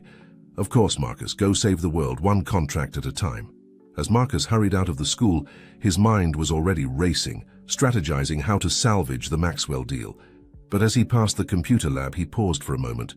Through the window, he could see Lily, bent over a keyboard, her face a mask of concentration as she worked on her latest project. The sight grounded him, reminding him of why he was fighting so hard. Whatever challenges lay ahead with the Maxwell contract, he would face them with the same determination and creativity that had brought him this far. Back at Reinhardt Technologies, Marcus found the boardroom in a state of controlled chaos. Richard was pacing back and forth, while other executives huddled over laptops, speaking urgently into phones. "What's the situation?" Marcus asked as he entered the room. Richard turned to him, his face grim. "Maxwell is threatening to pull out. They're saying our community development plans for their project are too ambitious, too costly. They want us to scale back significantly." Marcus felt a flicker of anger. The community development aspects of the project weren't just add-ons, they were integral to the entire concept. Scaling them back would undermine everything they were trying to achieve. "Have they given us an ultimatum?" Marcus asked, his mind already formulating potential solutions. "They want a revised proposal by the end of the week," Richard replied. "Marcus, maybe we should consider their demands. This contract could make or break our fiscal year." Marcus was quiet for a moment, weighing the options. The Maxwell contract was indeed crucial, both financially and as a proof of concept for their new business model. But compromising on their values now could set a dangerous precedent. "No," Marcus said finally, his voice firm. "We're not scaling back. In fact, we're going to double down." The room fell silent, all eyes turning to Marcus in surprise. "Here's what we're going to do," Marcus continued, his voice gaining strength as he spoke. "We're going to revise the proposal, but not in the way Maxwell expects. We're going to show them how our community development initiatives will actually save them money in the long run. We'll demonstrate how a well-educated, well-supported local workforce will increase productivity and reduce turnover." He turned to Dr. Chen, who had been quietly observing from the corner. "Amelia, I want you to pull together a team. Gather all the data we have from Glendale and the other schools. Show Maxwell the tangible results we're achieving." As the team sprang into action, energized by Marcus's vision, he felt a renewed sense of purpose. This wasn't just about one contract or one company. It was about changing the very nature of how business was done, about proving that profit and social responsibility could go hand in hand. The next few days were a blur of activity. Marcus worked around the clock, fine-tuning the proposal, rehearsing the presentation. He even made a trip back to Glendale Elementary, gathering testimonials from teachers, parents, and students about the impact of the programs. On the day of the presentation to Maxwell's board, Marcus stood before them, confident and passionate. He spoke not just with charts and figures, but with stories. Stories of lives changed, of communities uplifted, of a future where technology and compassion worked hand in hand. As he concluded his presentation, Marcus could see the shift in the room. The skepticism in the board members' eyes had given way to interest, even excitement. They peppered him with questions, not about costs and timelines, but about implementation and long-term impact. Hours later, as Marcus signed the revised contract, with all community development initiatives not just intact but expanded, he felt a profound sense of accomplishment. This wasn't just a business deal, it was a watershed moment, a validation of everything he had been fighting for. As he left the Maxwell offices, Marcus's phone buzzed with a message. It was a photo from Sarah Chen, showing Lily proudly holding up a certificate from her coding class. The caption read, "Look who's following in your footsteps." Marcus smiled, feeling a warmth spread through his chest. In that moment, he knew that no matter what challenges lay ahead, he was on the right path. The ripples of change he had set in motion were growing, spreading, becoming waves that would reshape not just his company, but the very world around them. With renewed determination, Marcus headed back to the office. There was still so much work to be done, so many lives to touch, so many possibilities to explore, and he was ready for all of it, one day, one challenge, one victory at a time. The soft glow of Marcus's desk lamp illuminated the piles of papers strewn across his office. It was well past midnight, but sleep eluded him as he pored over the latest reports from the community initiatives. The success of the Maxwell contract had opened doors, and now similar projects were springing up in cities across the country. A soft knock at the door roused him from his concentration. He looked up to see Richard standing in the doorway, a concerned expression on his face. "Marcus, you need to see this," Richard said, his voice unusually grave as he handed over a tablet. Marcus's eyes widened as he read the headline on the screen. "Tech Titans Troubled Past, the Dark Secret Behind Reinhardt's Rise." The article, set to be published in the morning by a major tech blog, delved into Marcus's childhood, revealing details about his father's criminal history and insinuating that some of Reinhardt Technologies' early funding might have come from questionable sources. "How did they get this information?" Marcus asked, his voice barely above a whisper. Richard shook his head. "I don't know. But it's bad, Marcus. Really bad. This could undo everything we've been working for." Marcus leaned back in his chair, his mind racing. He had worked so hard to distance himself from his past, to build something meaningful and positive. Now it felt like the ground was crumbling beneath his feet. "We need to get ahead of this," Richard continued. "Issue a statement, maybe even a full press conference. We can spin this. Talk about overcoming adversity." "No," Marcus interrupted, his voice firm. "No spin, no deflection."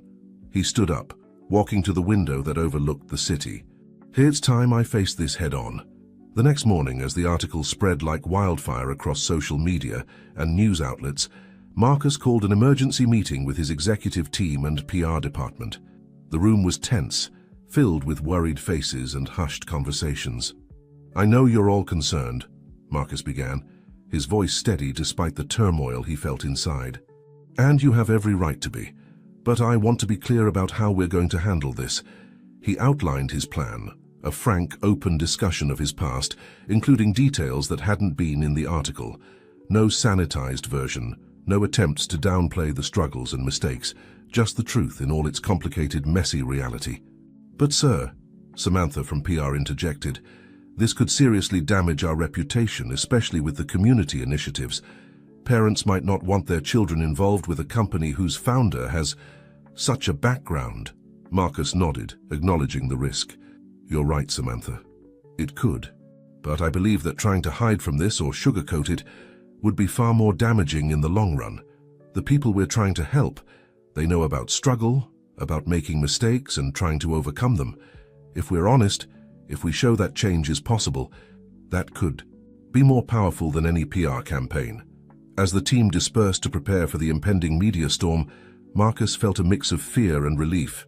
He had carried the weight of his past for so long, always afraid it would come to light. Now that it had, there was a strange sense of freedom in facing it head-on. His next stop was Glendale Elementary. He owed it to Sarah, to Principal Hoffman, to all the people who had put their trust in him, to tell them the truth before they heard it from the media. The conversation was difficult, filled with shocked silences and probing questions.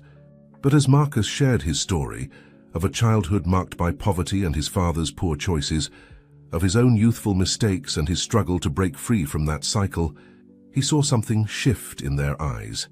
It wasn't pity or disgust, but a deeper understanding. "You know," Sarah said softly after Marcus had finished speaking, "when you first came here offering to help, I couldn't understand why. It seemed too good to be true. But now I get it. You're not just some rich guy trying to feel good about himself. You're one of us. You made it out, and now you're reaching back to help others do the same." Principal Hoffman nodded in agreement. "Marcus, I won't pretend this isn't shocking, but I think Sarah's right. Your past, it doesn't negate the good you're doing now. If anything, it makes it more meaningful." Their support buoyed Marcus's spirit, giving him strength for the challenges that lay ahead. But there was one more conversation he needed to have, one that filled him with more dread than any media confrontation. He found Lily in the computer lab, working on her latest coding project. Her face lit up when she saw him, but quickly fell as she noticed his serious expression. "Lily," Marcus said gently, kneeling down to her level. "There's something important I need to talk to you about." In simple terms, careful not to share more than was appropriate for her age, Marcus explained about the article, about his father's mistakes and his own difficult childhood. Lily listened intently, her young face serious. When Marcus finished, Lily was quiet for a long moment. Then, to his surprise, she threw her arms around him in a tight hug. "It's okay, Mr. Marcus," she said, her voice muffled against his shoulder. "My dad made bad choices too, but that doesn't make you bad. You're good. You help people." Marcus felt a lump form in his throat, overwhelmed by the simple wisdom and forgiveness of a child. As he hugged Lily back, he felt a renewed sense of purpose.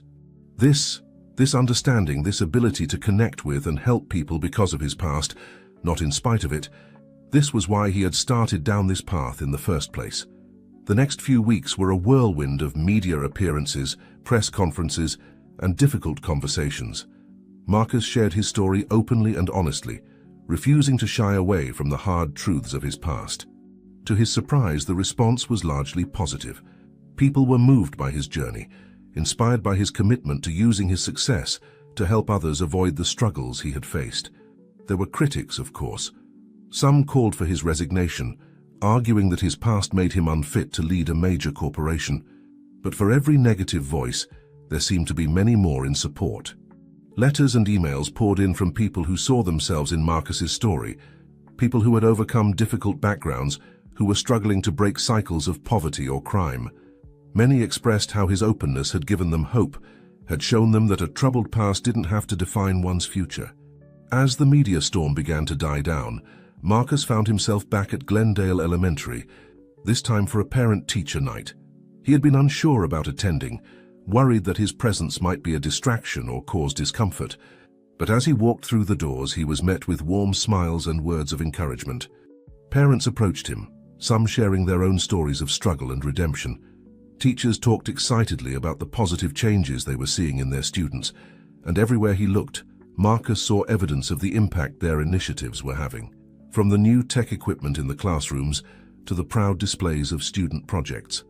As the evening wound down, Marcus found a quiet moment to slip into the computer lab. He sat down at one of the workstations, running his hand over the smooth surface of the desk. This was where it had all started, with a chance encounter and a decision to make a difference. The door creaked open and Marcus looked up to see Lily peeking in. "Mr. Marcus? Mom says it's time to go, but I wanted to show you something first." She hurried over, pulling up a program on the computer. It was a simple game, but as Marcus watched her demonstrate, he realized it was designed to teach kids about making good choices and the consequences of actions. "I made it for kids who might be going through hard times," Lily explained, her eyes shining with pride. "To show them that they can choose to do good things no matter what." Marcus felt a swell of emotion as he looked at Lily's creation. In that moment, he knew that no matter what challenges lay ahead, no matter how his past might continue to haunt him, he was on the right path. The shadows of the past would always be there, but they no longer had the power to define him. Instead, they had become the driving force behind his mission to create a brighter future for others. With a smile, Marcus pulled Lily into a hug. "It's perfect, Lily," he said softly. "Absolutely perfect." The boardroom of Reinhardt Technologies buzzed with tension as Marcus concluded his presentation. He had just laid out an ambitious plan to expand their community initiatives nationwide, leveraging the success and lessons learned from Glendale Elementary and the Maxwell Project. "This is the future of our company," Marcus said, his voice filled with passion. "Not just creating cutting-edge technology, but using that technology to create real, lasting change in communities across the country." The room was silent for a moment as the board members absorbed the scale of what Marcus was proposing. It was Elizabeth Thornton who spoke first, her voice sharp with skepticism. "Mr. Reinhardt, while your personal story has certainly garnered public sympathy, I'm concerned about the financial implications of this plan. We're a technology company, not a charity." Marcus met her gaze steadily. "With all due respect, Ms. Thornton, this isn't charity. It's smart business. Our community initiatives have led to groundbreaking innovations, attracted top talent, and opened up new markets. The Maxwell contract is proof that there's demand for this approach. Richard chimed in, his tone cautious but supportive. Marcus is right. Our stock prices have actually increased since we implemented these programs. Investors are seeing the long-term potential. The debate raged on, with board members arguing passionately on both sides. Marcus could see the division forming between those who believed in the new direction and those who wanted to stick to a more traditional corporate model. As the meeting adjourned without a clear resolution, Marcus felt a growing unease. He had won this battle before, but the opposition was becoming more organized, more determined. He knew the fight was far from over. Outside the boardroom, Richard pulled Marcus aside. "We need to talk," he said, his voice low. "Not here. Meet me at the usual place in an hour." An hour later, Marcus found himself in a quiet corner of their favorite coffee shop, away from the prying eyes and ears of the corporate world. Richard's face was grim as he stirred his untouched coffee. "Marcus, there's something you need to know," Richard began, his voice barely above a whisper. "Thornton and some of the other board members, they're planning something. I've heard rumors of secret meetings, discussions about a potential vote of no confidence." Marcus felt his stomach drop. "They want to oust me?" Richard nodded slowly. "They think you've lost focus, that you're putting your personal mission ahead of the company's interests. And after the revelations about your past, well, some of them are using that as ammunition." Marcus leaned back in his chair, his mind racing. He had known there would be resistance, but he hadn't expected it to come to this. "What do you think, Rich? Be honest with me." "Have I lost my way?" Richard was quiet for a long moment, considering his words carefully. I think you're trying to do something incredible, Marcus. Something that could change not just our company, but the entire industry. But it's risky, and not everyone has your vision." Marcus nodded, grateful for his friend's honesty. "So what do we do?" "We fight," Richard said, a glint of determination in his eye. "But we need to be smart about it. We need to show the board, the shareholders, everyone, that this isn't just some idealistic crusade. It's the future of our company." As they strategized late into the night, Marcus felt a mix of determination and apprehension. He knew the next few weeks would be crucial, not just for his position as CEO, but for the entire vision he had been working towards. The next morning, Marcus made an unexpected detour on his way to the office. He found himself once again at Glendale Elementary, drawn there as if by some invisible force. As he walked through the halls, now vibrant with student artwork and tech projects, he felt a renewed sense of purpose. This was what he was fighting for. Not just profit margins or stock prices, but real, tangible change in people's lives. He paused at the door of the computer lab, watching as Lily guided a younger student through a coding exercise. Her patience and enthusiasm reminded Marcus of himself at that age, filled with dreams and potential.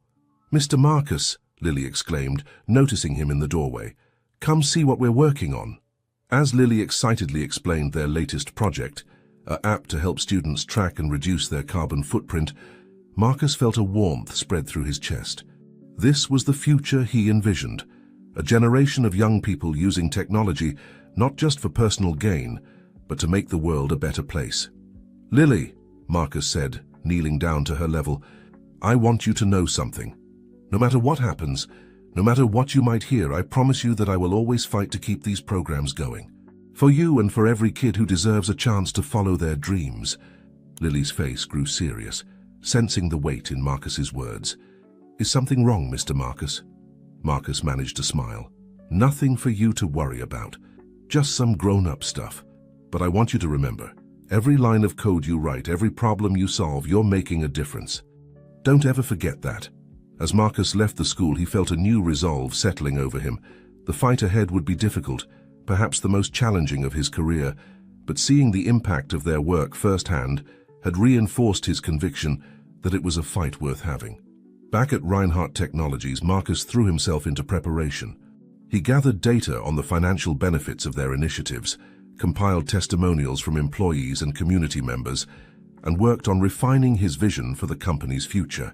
Days turned into weeks, and Marcus could feel the tension building. Whispered conversations would stop when he entered a room. Board members who had once been allies now regarded him with cool professionalism. Through it all, Marcus pressed on, refusing to be deterred from his mission. It was Sarah Chen who provided an unexpected source of support during this time. Having heard rumors of the corporate turmoil, she reached out to Marcus, offering encouragement and a perspective from outside the corporate bubble. "You know," she said during one of their conversations, "when you first came to us with your ideas, I thought it was too good to be true. But you've shown us that change is possible, that big companies can do good in the world. Don't let them take that away." Her words bolstered Marcus's spirits, reminding him of the real-world impact of his vision. It wasn't just about corporate strategy or personal legacy. It was about creating a model for how business could be a force for positive change in the world.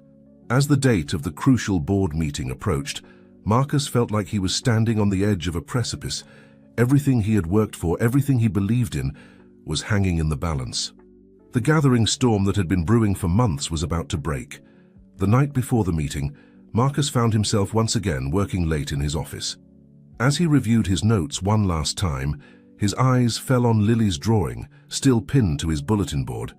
The childish scrawl, "Thank you for believing in us," hit him with renewed force. In that moment, Marcus made a decision. Whatever happened tomorrow, he would stand firm in his convictions. He would fight not just for his vision of the company, but for Lily, for Sarah, for all the lives they had touched and could yet touch. As he finally left the office, the city quiet in the late-night hours, Marcus felt a strange sense of calm settle over him. The storm was coming, but he was ready to face it. For he knew that beyond the darkness and the turbulence, there was a brighter future waiting, a future worth fighting for. The morning of the board meeting dawned grey and overcast, as if the weather itself was reflecting the tension that hung over Reinhardt Technologies. Marcus stood at the window of his office, watching the city slowly come to life below. He felt oddly calm, the nervous energy of the past weeks replaced by a steely resolve. A soft knock at the door interrupted his thoughts. It was Richard, his face a mask of concern. "They're ready for you, Marcus." Marcus nodded, straightening his tie. "Let's do this." The boardroom fell silent as Marcus entered, all eyes turning to him. He could feel the weight of their gazes, some supportive, others skeptical, a few openly hostile. At the head of the table sat Elizabeth Thornton, her expression unreadable. "Mr. Reinhardt," she began, her voice cool and professional. "Before we begin, I want to make it clear that this meeting is not a trial. It is, however, a critical evaluation of the direction our company is taking under your leadership." Marcus met her gaze steadily. "I understand, Miss Thornton, and I welcome the opportunity to discuss our path forward."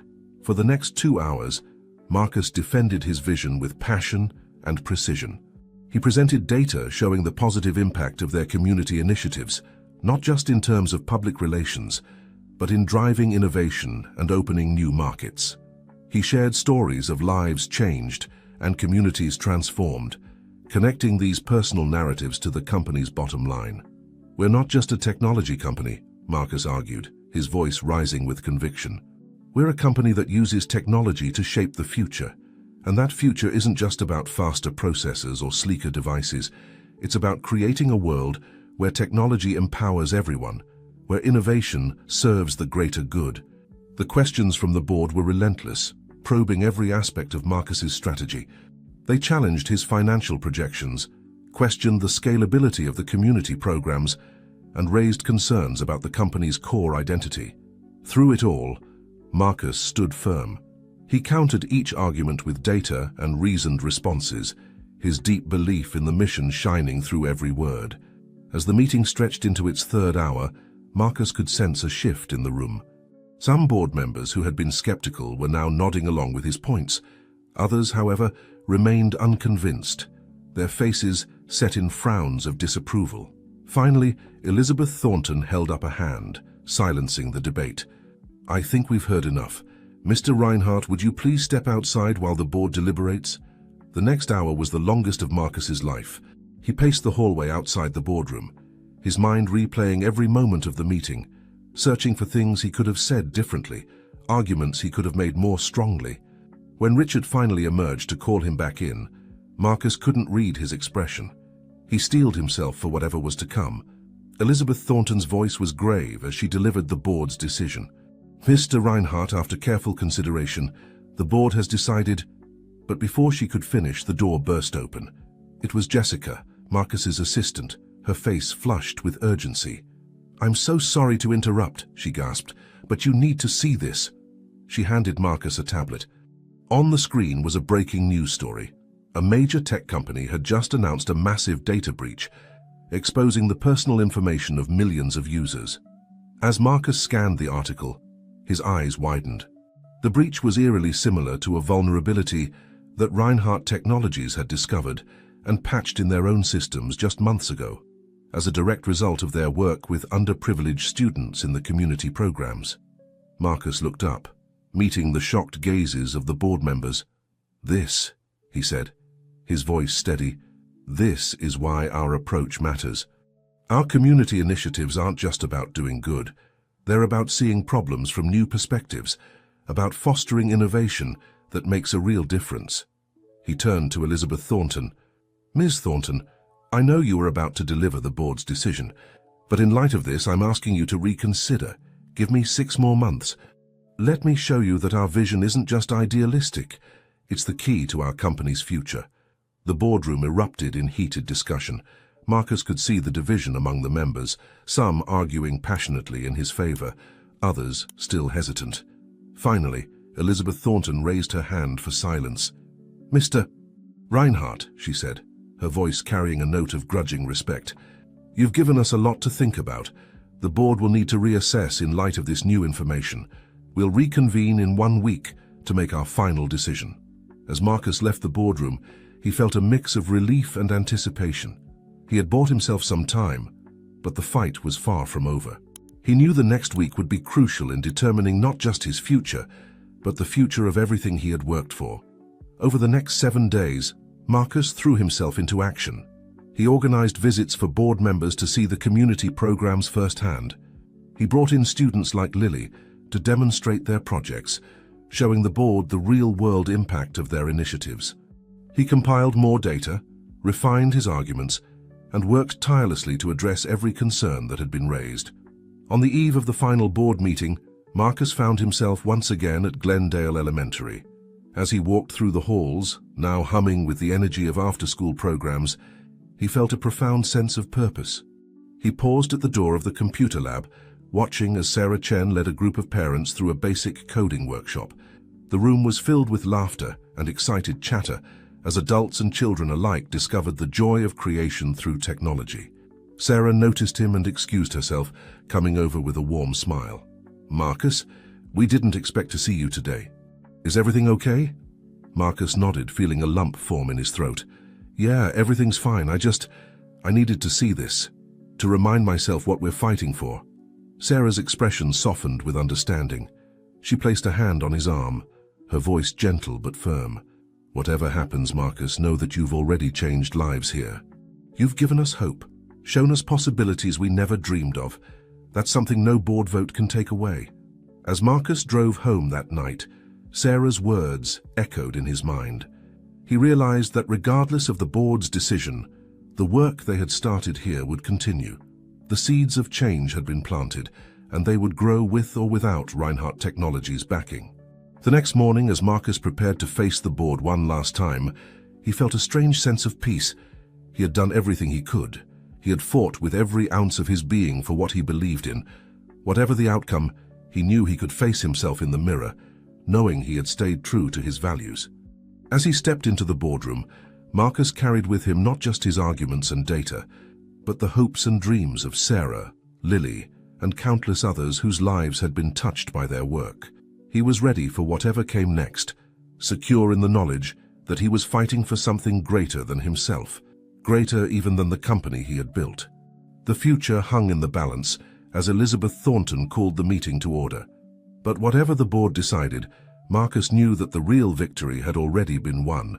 In the lives changed, the minds opened, and the future brightened for so many. With that thought bolstering his spirit, he faced the board ready for the final challenge.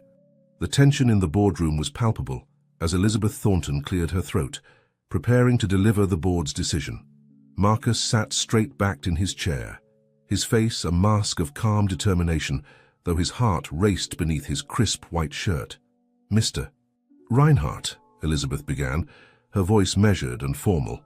After careful consideration and in light of recent events, the board has reached a decision regarding the future direction of Reinhardt Technologies. She paused, her eyes sweeping across the room before settling back on Marcus. By a narrow margin, we have decided to continue supporting your vision for the company, including the community initiatives, for a probationary period of 1 year. A collective exhale seemed to ripple through the room. Marcus felt a wave of relief wash over him, but he knew this was just the beginning of a new challenge. Elizabeth continued, her tone growing sharper. However, this support comes with conditions. We expect to see concrete results, not just in terms of social impact, but in measurable business growth and technological innovation. At the end of this period, we will reassess the situation. If the outcomes don't meet our expectations, significant changes will be necessary. Marcus nodded, accepting the challenge. I understand, Miss Thornton. Thank you for this opportunity. I assure you we will exceed your expectations. As the meeting adjourned, board members filed out of the room, some offering Marcus cautious congratulations, others maintaining a cool distance. Richard lingered behind, a mix of relief and concern on his face. You did it, Marcus, he said, clapping his friend on the shoulder.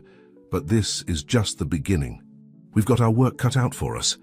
Marcus nodded, his mind already racing with plans. We do, Rich, but we've got something they don't expect, a whole community ready to help us succeed. Over the next few months, Reinhardt Technologies underwent a transformation. The energy that had been focused on internal struggles was now directed outward, towards innovation and growth. Marcus led the charge, working tirelessly to integrate the community initiatives with the company's core business. One of the first major breakthroughs came from an unexpected source. A group of high school students from Glendale Elementary, mentored by Reinhardt engineers, developed a revolutionary algorithm for optimizing energy consumption in smart homes. The technology not only led to a lucrative new product line, but also garnered positive press for its environmental impact. Sarah Chen's role expanded as she became the bridge between the company and the community. Her insights proved invaluable in identifying real-world problems that Reinhardt's technology could solve. Under her guidance, a network of community innovation hubs sprang up across the city, each becoming a hotbed of ideas and talent. Lily, now leading her school's coding club, became an unofficial mascot for the company's youth programs. Her infectious enthusiasm and genuine talent inspired not only her peers but also the Reinhardt employees who mentored her. As word of Reinhardt's unique approach spread, the company began attracting top talent from across the tech industry. Engineers and developers were drawn by the opportunity to work on projects that had a tangible positive impact on communities. 6 months into the probationary period, Marcus stood on a stage at a major tech conference, unveiling Reinhardt's latest innovation, a suite of accessible, low-cost educational technology tools developed in collaboration with teachers and students from underserved schools. This isn't just about creating new products, Marcus told the rapt audience. It's about reimagining the role of technology in our society. We're not just building gadgets, we're building bridges between innovation and social responsibility, between corporate success and community empowerment. The response was overwhelming. Orders poured in from school districts across the country. Tech critics hailed Reinhardt as a pioneer in socially responsible innovation. The company's stock price soared, but with success came new challenges. As Reinhardt's profile grew, so did the scrutiny. Competitors began to take notice, some attempting to replicate their community-focused model, others spreading rumors and casting doubts on the company's motives. One crisp autumn morning, Marcus arrived at the office to find Richard waiting for him, a grave expression on his face. "We've got a problem," Richard said, ushering Marcus into his office. A major tech blog had published an exposé, alleging that Reinhardt was exploiting the communities it claimed to help, using them as cheap labor for research and development. The article painted Marcus as a manipulative figure, using his past and his charisma to take advantage of vulnerable populations. Marcus felt as if the ground had dropped out from under him. He had expected challenges, but this attack struck at the very heart of everything he believed in, everything he had worked for. As the PR team scrambled to respond and the board demanded answers, Marcus found himself at a crossroads. He could hunker down, issue denials, fight the allegations with lawyers and spin doctors, or he could take a different path, one that aligned with the principles of transparency and community engagement that he had championed. After a sleepless night of soul-searching, Marcus made his decision. He called for a town hall meeting not just for Reinhardt employees, but open to the public and the press. He would address the allegations head-on, in full view of the world. The day of the town hall arrived, and the company's largest auditorium was packed to capacity. Marcus could see familiar faces: Sarah, Principal Hoffman, even Lily and her classmates seated in the front row. He also spotted journalists, competitors, and more than a few skeptical community members. As Marcus took the stage, a hush fell over the crowd. He took a deep breath, reminding himself of all the lives that had been changed, all the good that had been done. "I stand before you today," he began, his voice steady and clear, "not to deny the allegations that have been made, but to address them openly and honestly, because the truth is, there is some validity to the concerns raised." A murmur rippled through the audience. Marcus pressed on. "We have indeed benefited from the ideas and labor of the communities we work with. Our successes are built on their creativity, their insights, their hard work. But where we have fallen short is in fully recognizing and compensating that contribution." He went on to outline a new plan, one that would give the communities a real stake in the company's success. Stock options for students who contributed to patents, profit sharing for community innovation hubs, a seat on the board for a community representative. "We started this journey with the belief that business could be a force for good in the world," Marcus continued, his voice growing stronger. "But along the way we lost sight of what that truly means. It's not about a company benevolently helping a community.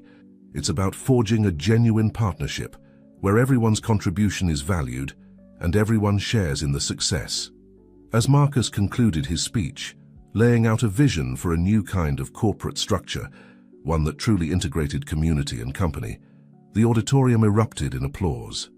He saw tears in Sarah's eyes, pride on Richard's face, and a dawning excitement in the expressions of the journalists furiously taking notes.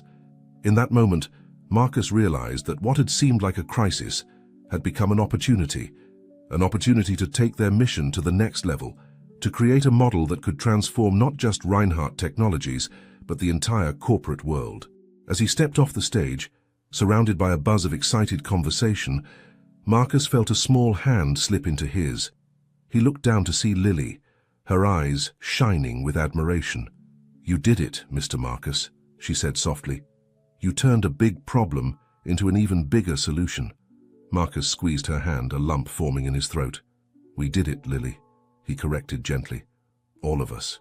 Together. And we're just getting started." As the crowd swirled around them, full of energy and possibility, Marcus knew that they had reached a tipping point.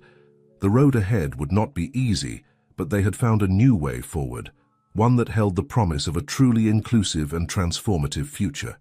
The months following Marcus's bold town hall meeting were a whirlwind of activity and transformation. Reinhardt Technologies found itself at the center of a global conversation about corporate responsibility and community engagement. The company's stock price, which had initially dipped in the wake of the allegations, rebounded strongly as investors recognized the potential of the new model. Marcus sat in his office, reviewing the latest reports on the company's progress. The numbers were impressive, but it was the stories behind them that truly moved him. He picked up a letter from his desk, one of hundreds that had poured in from around the world. It was from a young girl in a rural community in India, thanking Reinhardt for the educational technology that had opened up new worlds for her and her classmates. A knock at the door interrupted his reverie. It was Richard, looking both excited and slightly overwhelmed. "Marcus, you're not going to believe this. We've just been contacted by the World Economic Forum. They want you to give a keynote address at their annual meeting in Davos." Marcus leaned back in his chair, a mix of surprise and satisfaction on his face. "Davos? That's unexpected." Richard nodded, a grin spreading across his face. "They're calling our model compassionate capitalism. They want you to speak about how companies can drive innovation through community engagement." As the implications sank in, Marcus felt a surge of excitement. This was an opportunity to take their message to a global stage, to influence some of the most powerful business leaders in the world. "There's more," Richard continued. Several major tech companies have reached out about potentially adopting elements of our community partnership model, and a group of business schools wants to develop case studies on Reinhardt's approach. Marcus stood up, moving to the window that overlooked the city. He could see the Reinhardt Technologies logo reflected in the glass, a symbol of how far they had come. But his eyes were drawn to the community beyond, to the schools and neighborhoods where their work was making a real difference. "You know, Rich," he said softly, "when we started down this path, I never imagined it would lead us here. I just wanted to help one community, to give kids like Lily a chance." Richard joined him at the window. "And now look at what you've started. It's not just about Reinhardt anymore, Marcus. You're changing the way the whole world thinks about business and social responsibility." As they stood there, Marcus's phone buzzed with a message. It was from Sarah Chen, asking if he was still planning to attend the Community Innovation Fair at Glendale Elementary that afternoon. "The Davos speech can wait," Marcus said, grabbing his jacket. "There's somewhere else I need to be right now." An hour later, Marcus found himself in the bustling gymnasium of Glendale Elementary. The space had been transformed into a showcase of innovation, with students from elementary to high school presenting projects that ranged from simple apps to complex robotics.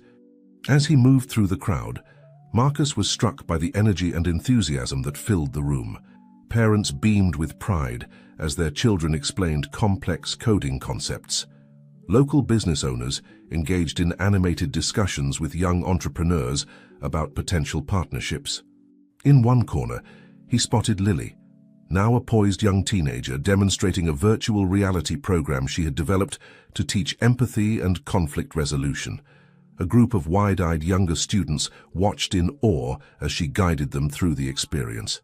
"Mr. Marcus," Lily exclaimed when she saw him rushing over for a hug. "I'm so glad you could make it. Did you see the VR program? I used some of the techniques we learned in the advanced coding workshop you sponsored." Marcus smiled, feeling a surge of pride. "It's incredible, Lily. You've come so far.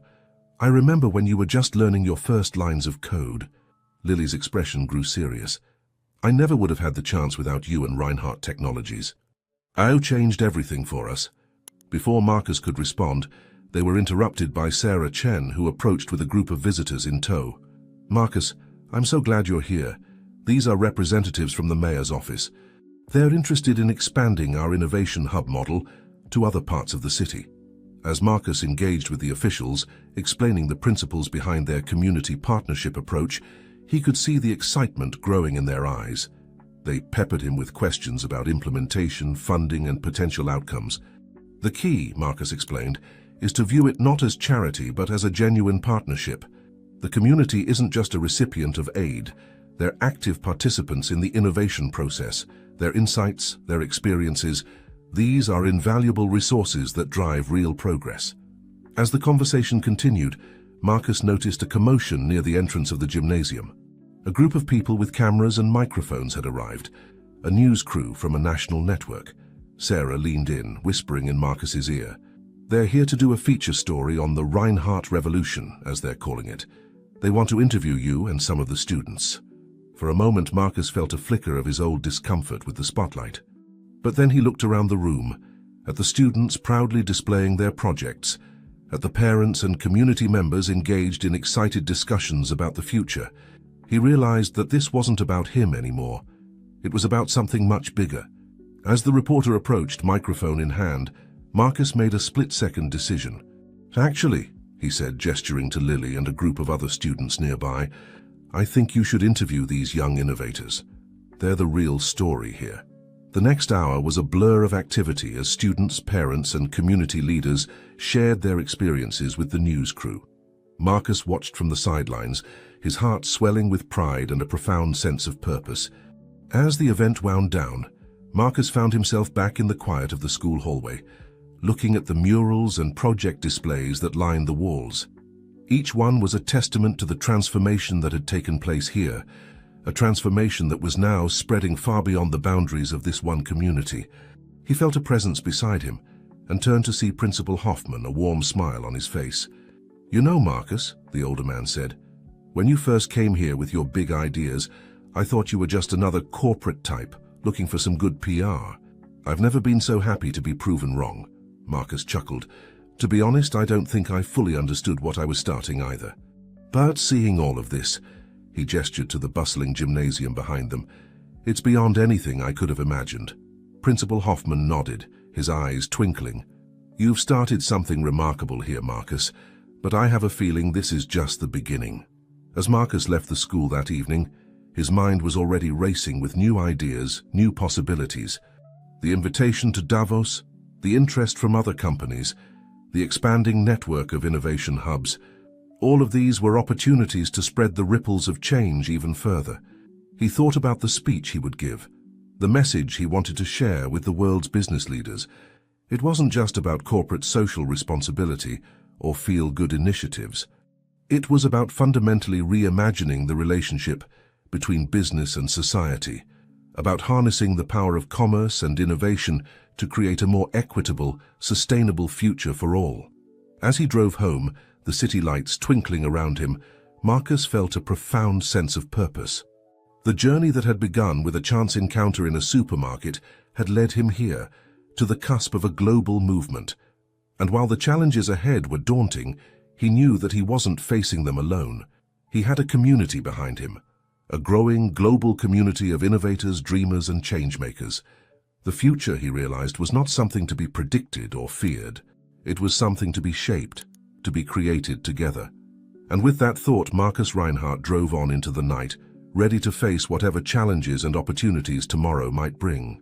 The World Economic Forum in Davos was a far cry from the humble halls of Glendale Elementary. Snow-capped mountains loomed in the background as world leaders, corporate titans, and influential thinkers gathered to discuss the future of the global economy. Among them, Marcus Reinhardt stood out, not for his wealth or power, but for the revolutionary ideas he brought to the table. As Marcus took the stage for his keynote address, he felt a moment of vertigo. How had the journey that began with a stolen loaf of bread led him here? He took a deep breath, centering himself, and began to speak. Ladies and gentlemen, we stand at a crossroads. The old model of capitalism, one that prioritizes profit above all else, is failing us. It's failing our communities, our planet, and ultimately, it's failing businesses themselves. But there is another way. For the next hour, Marcus laid out the Reinhardt model of compassionate capitalism. He spoke of innovation hubs in underserved communities, of partnerships that elevated local voices, of technology that served the greater good. But more than that, he spoke of a fundamental shift in how businesses could view their role in society. Imagine a world, he said, his voice rising with passion, where every company sees itself not as separate from the community, but as an integral part of it, where success is measured not just in dollars and cents, but in lives improved, in potential unlocked, in futures brightened. As he concluded his speech, the room erupted in applause. Marcus could see nods of agreement, people leaning in to discuss with their neighbors, phones coming out to take notes or send messages. He had struck a chord. The days that followed were a whirlwind of meetings, interviews, and discussions. Business leaders sought him out, eager to learn more about implementing similar models in their own companies. Policymakers wanted to discuss how governments could support and encourage this new approach to business. But even as Marcus engaged on this global stage, his thoughts often drifted back to Glendale. He made sure to set aside time each day to video call with Sarah Chen, getting updates on the latest developments in their original innovation hub. It was during one of these calls that Sarah shared some exciting news. Marcus, you won't believe this. Remember that app Lily and her team developed for conflict resolution? A major education technology company wants to license it for nationwide distribution. Marcus felt a surge of pride. That's incredible, Sarah. Make sure Lily and her team are properly credited and compensated. This could be a game changer for them. As the forum came to a close, Marcus found himself in a private meeting with a group of tech CEOs and venture capitalists. They were proposing the creation of a global fund to support community-based innovation initiatives modeled after Reinhardt's approach. Mr. Reinhardt, one of the VCs, said, "We're prepared to commit significant resources to this fund. But we want you to lead it. Your vision, your experience, they're crucial to making this work on a global scale." Marcus felt a moment of temptation. The opportunity to expand their model worldwide, to have an impact on a truly global scale. It was everything he had been working towards. But something held him back. "I'm honored by your offer," he said carefully, "and I fully support the creation of this fund. But I think my place is back home, with Reinhardt Technologies and our original community partners. They're the heart of what we do, and I can't lose touch with that." The CEOs exchanged glances, clearly surprised by his response, but surely, one of them pressed, "You could oversee both? Your company is stable now, and this fund could be your legacy." Marcus shook his head, a small smile playing on his lips. "My legacy isn't something that can be contained in a fund or a company. It's in the lives we touch, the communities we help transform. I need to stay connected to that, to keep learning and growing alongside them." As he left the meeting, Marcus felt a weight lift from his shoulders. He had come to Davos to spread a message, to plant seeds of change in the highest echelons of global business. But in doing so, he had also reaffirmed his own commitment to the grassroots work that had started it all. On his last night in Davos, Marcus found a quiet moment to call Lily. Her excited voice filled him with warmth as she updated him on her latest projects and the buzz around her app's potential distribution deal. "Mr. Marcus," she said, her tone growing serious, "I saw clips of your speech online. You talked about me, about all of us here. You really think we're changing the world?" Marcus felt a lump form in his throat. "Lily, you are changing the world. Every line of code you write, every problem you solve, every person you inspire, it all creates ripples that spread far beyond what you can see. Never doubt the impact you're having." There was a pause on the other end of the line, and when Lily spoke again, her voice was thick with emotion. "Thank you, Mr. Marcus, for everything. We'll make you proud. I promise." As Marcus boarded his flight home the next morning, his mind was already racing with new ideas and plans. The connections he had made in Davos, the global interest in their model, these were all tools they could use to amplify their impact. But more than that, he was eager to get back to Glendale, to roll up his sleeves and dive back into the day-to-day work of community engagement and innovation. He realized that this balance, between global vision and local action, between big-picture strategy and on-the-ground implementation, was crucial to their continued success.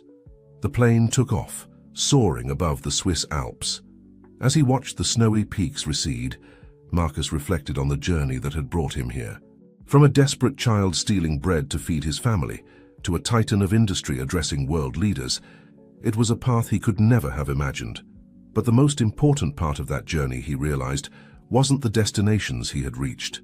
It was the people he had met along the way, the lives that had intertwined with his own. Sarah Chen, with her unwavering dedication to her community. Principal Hoffman, who had taken a chance on a radical new idea.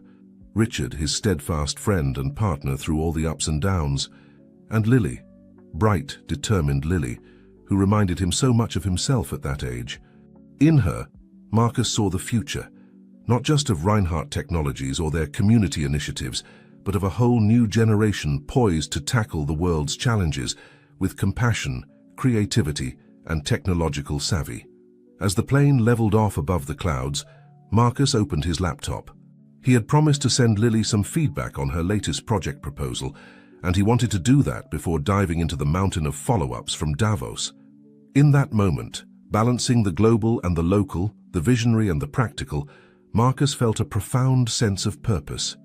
The path ahead was not without its challenges, but he knew that together, with his team, his community, and the growing network of like-minded innovators around the world, they could face whatever came their way. The future they were building, step by step and day by day, was bigger than any one person or company. It was a future where business and community worked hand in hand, where technology served humanity's highest aspirations, and where every individual had the opportunity to reach their full potential. As the first draft of his email to Lily took shape on the screen, Marcus smiled to himself. The journey that had begun with a stolen loaf of bread had led him here, to a place where he could help ensure that no child would ever have to make that desperate choice again, and that, he realized, was the truest measure of success. The years seemed to fly by in a whirlwind of progress and change, and Reinhardt Technologies had become more than just a successful company. It was now the centerpiece of a global movement. The model of compassionate capitalism that Marcus had championed had spread far beyond the tech industry, influencing businesses across sectors and around the world. On a warm spring morning, Marcus found himself once again walking the halls of Glendale Elementary. The school had undergone a remarkable transformation over the years, with state-of-the-art technology seamlessly integrated into every classroom. But it wasn't just the physical changes that struck Marcus, it was the palpable sense of hope and possibility that filled the air. As he approached the auditorium, he could hear the excited chatter of students and the hum of anticipation. Today was a special day, the graduation ceremony for the first cohort of students from the Reinhardt Future Leaders program, an intensive mentorship and education initiative that had grown out of their early community partnerships. Marcus slipped into the back of the auditorium, not wanting to draw attention to himself. On stage, he saw Sarah Chen, now the Director of Community Partnerships for Reinhardt Technologies, preparing to address the graduates. Her hair was streaked with grey now, but her eyes still sparkled with the same passion and determination he had first seen years ago. "Good morning, everyone," Sarah began, her voice filled with pride. "Today we celebrate not just the achievements of these remarkable young people, but the power of community, the importance of opportunity, and the transformative potential of technology when guided by compassion and purpose." As Sarah spoke, Marcus's eyes scanned the rows of graduates. Each face told a story of obstacles overcome, of potential realized. These were young people who had grown up in the shadow of poverty and limited opportunities, but who now stood on the cusp of bright futures in tech, entrepreneurship, and community leadership. His gaze settled on one particular graduate, and his heart swelled with emotion. Lily Chen, no longer the small girl stealing bread, but a poised young woman ready to take on the world. She sat straight-backed in her chair, her eyes shining with a mix of excitement and determination. As the ceremony progressed, Marcus listened to speeches from community leaders, educators, and industry partners. Each one spoke of the profound impact the Reinhardt initiatives had had on their lives and their community. But it was Lily's valedictory address that truly captured the essence of what they had all been working towards. Lily took the stage, her voice clear and confident. "When I was 7 years old, I thought my future was limited to what I could see in my neighborhood. Today I stand here knowing that the world is open to me and to all of us. But more importantly, I stand here knowing that we have the power to shape that world, to make it better not just for ourselves but for everyone." She went on to speak about the projects she and her classmates had developed, apps that addressed local health issues, AI systems designed to optimize resource distribution in underserved areas, renewable energy solutions tailored for urban environments. Each initiative was a testament to the power of technology, guided by a deep understanding of community needs. "We've learned that true innovation doesn't come from isolation, but from collaboration," Lily continued. "It comes from understanding the real problems people face and working alongside them to find solutions. The skills we've gained here aren't just about coding or engineering, they're about empathy, creativity, and the belief that we can make a difference." As Lily concluded her speech, the auditorium erupted in applause. Marcus found himself on his feet, clapping until his hands hurt, tears pricking at the corners of his eyes. This, he realized, was the true fruition of the seeds they had planted all those years ago. After the ceremony, as proud families and community members mingled with the graduates, Marcus made his way through the crowd to find Lily. When she saw him, her face lit up with a bright smile. "Mr. Marcus, I'm so glad you could make it," she exclaimed, pulling him into a warm hug. "I wouldn't have missed it for the world, Lily," Marcus replied, his voice thick with emotion. "Your speech was incredible. You've come so far." Lily's expression grew serious. "We all have, thanks to you. You changed everything for us, Mr. Marcus." Marcus shook his head, a gentle smile on his face. "No, Lily, you all changed everything. I just helped create the opportunity. You and every student here, you're the ones who seized it and ran with it. You're the ones who are going to change the world." As they chatted, Marcus couldn't help but marvel at the young woman before him. Lily had already been accepted into a top university's computer science program with a full scholarship. But more than that, she had plans to start a tech incubator in her old neighborhood to help other young entrepreneurs from disadvantaged backgrounds. "You know," Lily said, a hint of mischief in her eyes, "I've been thinking about your job, Mr. Marcus. I think in a few years I might just come for it." Marcus laughed, a full, hearty laugh that came from deep in his chest.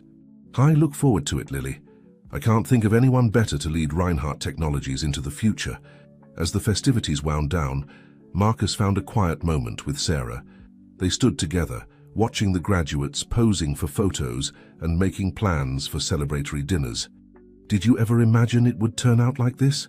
Sarah asked, her voice soft with wonder. Marcus shook his head. "Never in my wildest dreams. But seeing all of this, seeing Lily and all these amazing young people, it makes me realize that we've only scratched the surface of what's possible." Sarah nodded, a determined glint in her eye. "So, what's next? Where do we go from here?"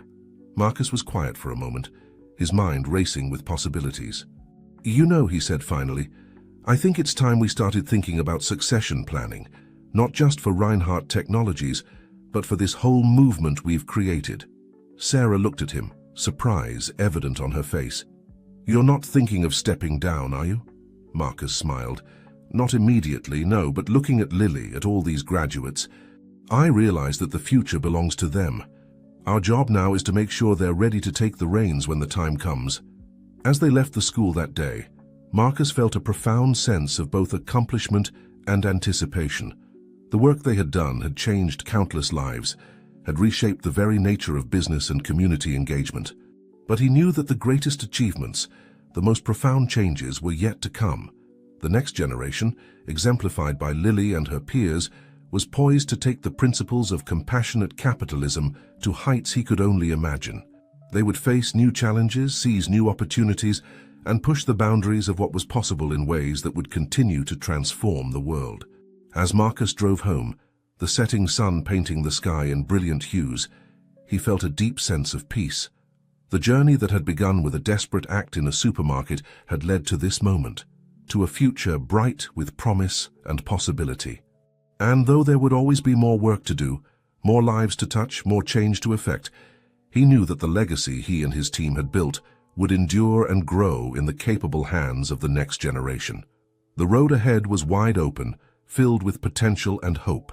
And Marcus Reinhardt, once a boy with nothing but dreams and determination, now a man who had reshaped the very fabric of business and society, was excited to see where it would lead. The sprawling campus of Reinhardt Technologies buzzed with an energy that was palpable even from a distance.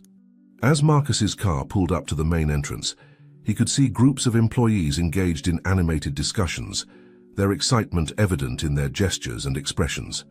Today was no ordinary day.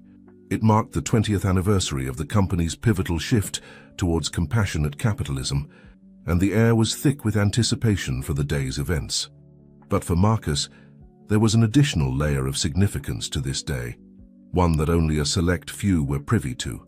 As he made his way through the corridors, employees stopped to greet him, their faces beaming with respect and admiration. Marcus returned their greetings warmly, marveling at how much had changed over the years. The company had grown exponentially, but it had never lost the sense of purpose and community that had become its hallmark. He reached the conference room where the board was already assembled. Richard, his hair now completely silver, stood as Marcus entered. "Ready for this, old friend?" he asked, a mix of emotion in his voice. Marcus nodded, feeling a flutter of nervousness in his stomach. "As ready as I'll ever be," he replied with a small smile. The board meeting began with the usual reports and updates, but there was an undercurrent of anticipation running through the proceedings. Finally, as the last item on the agenda was concluded, Marcus cleared his throat. "Ladies and gentlemen," he began, his voice steady despite the weight of the moment, 20 years ago we embarked on a journey that many thought was impossible. We set out to prove that a company could be both profitable and socially responsible, that technology could be a force for positive change in the world. He paused, looking around the table at the faces of those who had been with him on this journey. "Today, I can say with confidence that we have succeeded beyond our wildest dreams. Reinhardt Technologies is not just a leader in innovation, but a beacon of hope for communities around the world." The board members nodded in agreement, some wiping away tears as they remembered the challenges and triumphs of the past 2 decades. "But," Marcus continued, "every journey must eventually come to an end, or at least enter a new phase. Which is why today I am announcing my intention to step down as CEO of Reinhardt Technologies." Despite the fact that many had suspected this was coming, There was still an audible gasp in the room. Marcus held up his hand, smiling gently. "Don't worry, I'm not abandoning ship. I'll be transitioning to the role of chairman of the board, focusing on our global initiatives and mentoring the next generation of leaders. But it's time for fresh eyes and new energy to take the helm of day-to-day operations." He turned to Richard, who nodded encouragingly. "And I'm pleased to announce that after an extensive search and evaluation process, the board has unanimously chosen our new CEO, someone who embodies the spirit of Reinhardt Technologies, who understands our mission to the core, and who has the vision and drive to take us into the future." Marcus pressed a button, and the large screen at the end of the room flickered to life. A familiar face appeared, causing several board members to break into wide smiles. "Ladies and gentlemen, I'm proud to introduce the next CEO of Reinhardt Technologies, Lily Chen." Lily's image smiled at them from the screen, poised and confident. In the years since her graduation, she had become a rising star in the tech world, founding her own successful startup before returning to Reinhardt as head of their innovation division. Her journey from a child in a struggling community to the leader of a global tech giant was a testament to the very principles Reinhardt Technologies stood for. As Marcus outlined the transition plan, he could see the mix of emotions on the faces around him: pride, excitement, and a touch of nostalgia. This was more than a change in leadership. It was the dawn of a new era for Reinhardt Technologies. The rest of the day was a whirlwind of activity. The announcement was made public, setting off a flurry of media attention and speculation. Marcus found himself moving from interview to interview, reflecting on the past and sharing his vision for the future. But it was the company-wide gathering in the afternoon that truly captured the spirit of the day. Employees from all levels of the organization packed into the main auditorium, with thousands more watching via live stream from Reinhardt offices and community centers around the world. As Marcus took the stage, the applause was deafening. He raised his hands, waiting for the crowd to quiet down, feeling a lump form in his throat at the outpouring of affection. 20 years ago, he began, his voice carrying across the hushed auditorium. "I stood before a much smaller group of employees and shared a vision of a company that could change the world, not just through technology, but through compassion, through community engagement, through a fundamental reimagining of what business could be." He paused, looking out at the sea of faces before him. "You pushed boundaries, you challenged conventions, you showed the world that profit and purpose are not mutually exclusive." Marcus went on to highlight some of the company's major achievements: the network of innovation hubs that had revitalized communities around the world, the breakthrough technologies that had emerged from their collaborative approach, the shifts in corporate culture that Reinhardt had inspired across industries. All of you took that vision and made it a reality. But as proud as I am of what we've accomplished," he continued, "I'm even more excited about what lies ahead, which is why today I'm not just announcing my transition to a new role, I'm also announcing the launch of the Reinhardt Future Fund." A murmur of interest rippled through the crowd. "This fund, seeded with $1 billion from my personal fortune, will be dedicated to supporting the next generation of socially conscious innovators. It will provide grants, mentorship, and resources to young entrepreneurs and community leaders who share our vision of technology as a force for good." The announcement was met with thunderous applause. As it died down, Marcus smiled, a twinkle in his eye. "And to lead this initiative, to shape the future of Reinhardt's impact on the world, I can think of no one better than the woman who has been with us from the very beginning, who has lived the transformation we seek to create. Ladies and gentlemen, please welcome to the stage the new CEO of Reinhardt Technologies and the head of the Reinhardt Future Fund, Lily Chen." The crowd erupted as Lily walked onto the stage, embracing Marcus in a warm hug before turning to address the audience. As Marcus stepped back, watching Lily captivate the crowd with her vision for the future, he felt a profound sense of completion. The journey that had begun with a desperate act in a supermarket had led to this moment, a moment of transition, of passing the torch to a new generation. But more than that, it was a moment of continuity, of seeing the values and principles he had fought for take root and flourish. As Lily's voice filled the auditorium, outlining bold new initiatives and reaffirming Reinhardt's commitment to compassionate capitalism, Marcus knew that the company and the movement it had spawned was in good hands. The winds of change were blowing, but they were winds that carried with them the seeds of hope, innovation and compassion that had been planted 2 decades ago. And as Marcus looked out at the bright faces of the Reinhardt family, he knew that the best was yet to come. The sun was setting over the city skyline as Marcus stood at the window of his office, boxes packed and ready for moving. After 2 decades at the helm of Reinhardt Technologies, this was his last day as CEO. The view before him was a testament to the changes he had helped bring about, not just in the gleaming towers of the business district, but in the revitalized neighborhoods beyond, where community innovation hubs buzzed with activity even as night fell. A knock at the door roused him from his reverie.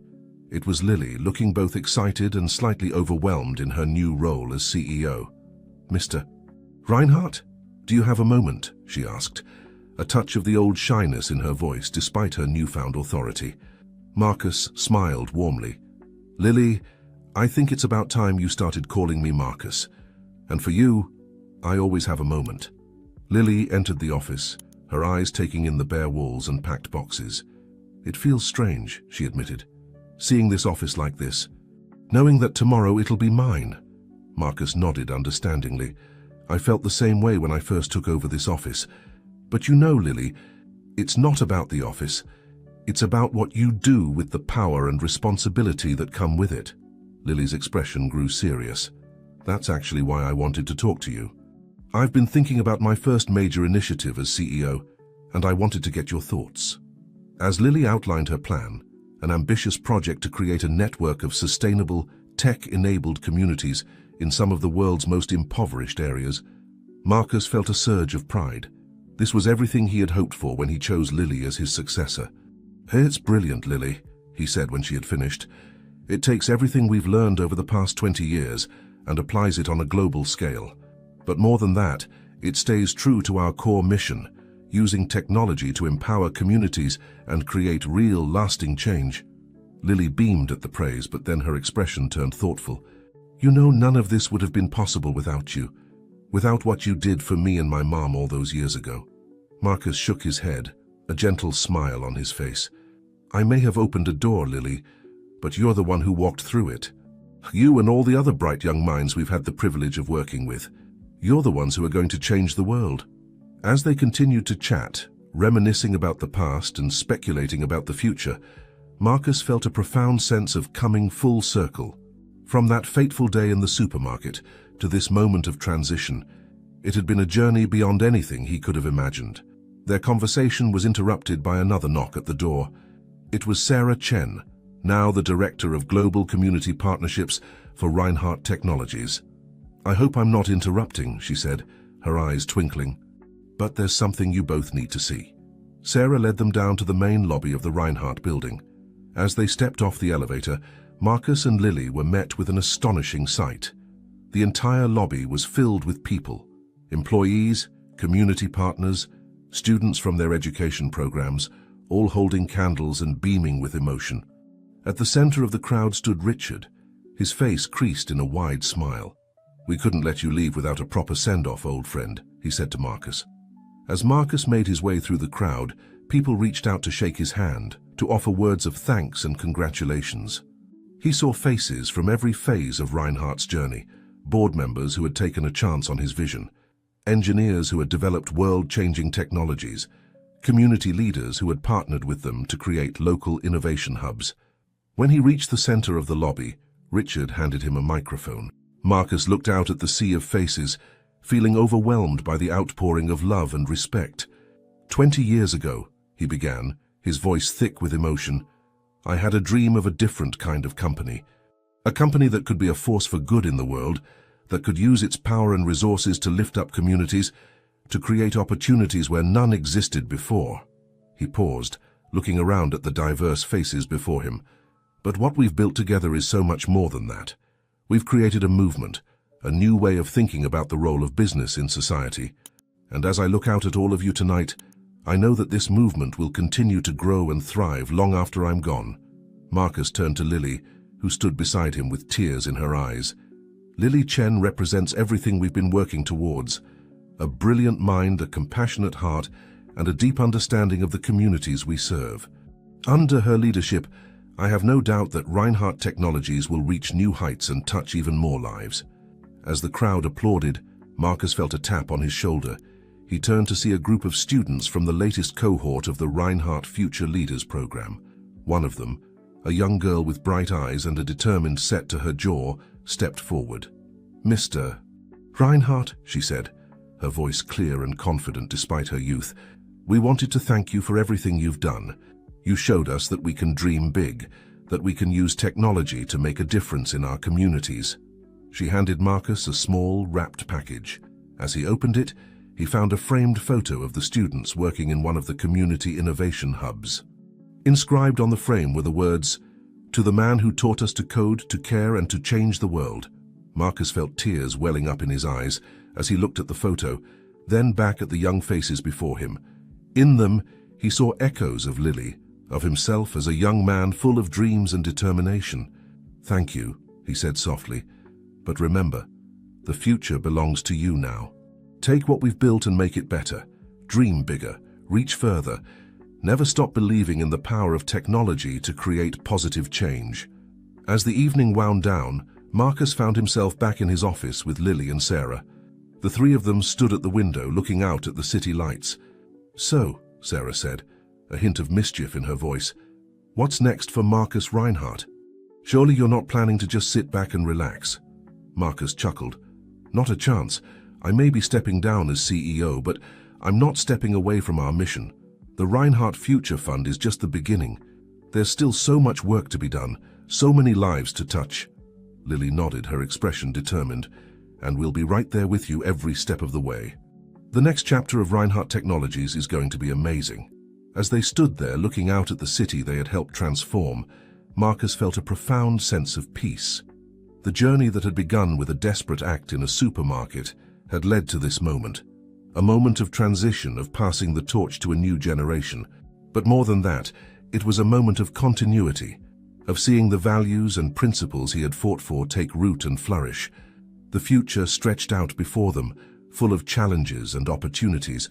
But as Marcus looked at Lily and Sarah, at the bright young faces he had seen in the lobby, he knew that the dream of compassionate capitalism was in good hands. The circle was complete, but the story was far from over.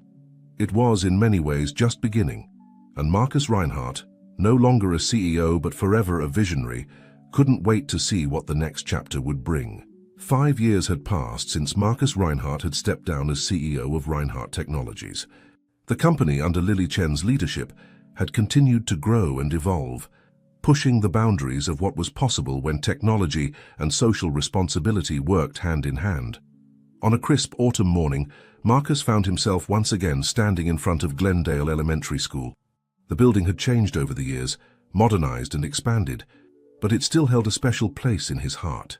This was where it had all begun, where a chance encounter had set in motion a chain of events that would change countless lives. As he walked through the doors, Marcus was greeted by a holographic display in the lobby, showcasing student projects and community initiatives. He couldn't help but smile at the sight of young faces beaming with pride as they explained their innovations to virtual visitors from around the world. Sarah Chen met him in the hallway, her hair now streaked with silver, but her eyes still bright with enthusiasm. "Ready for this, Marcus?" she asked, linking her arm through his. Marcus nodded, feeling a mix of excitement and nostalgia. "As ready as I'll ever be."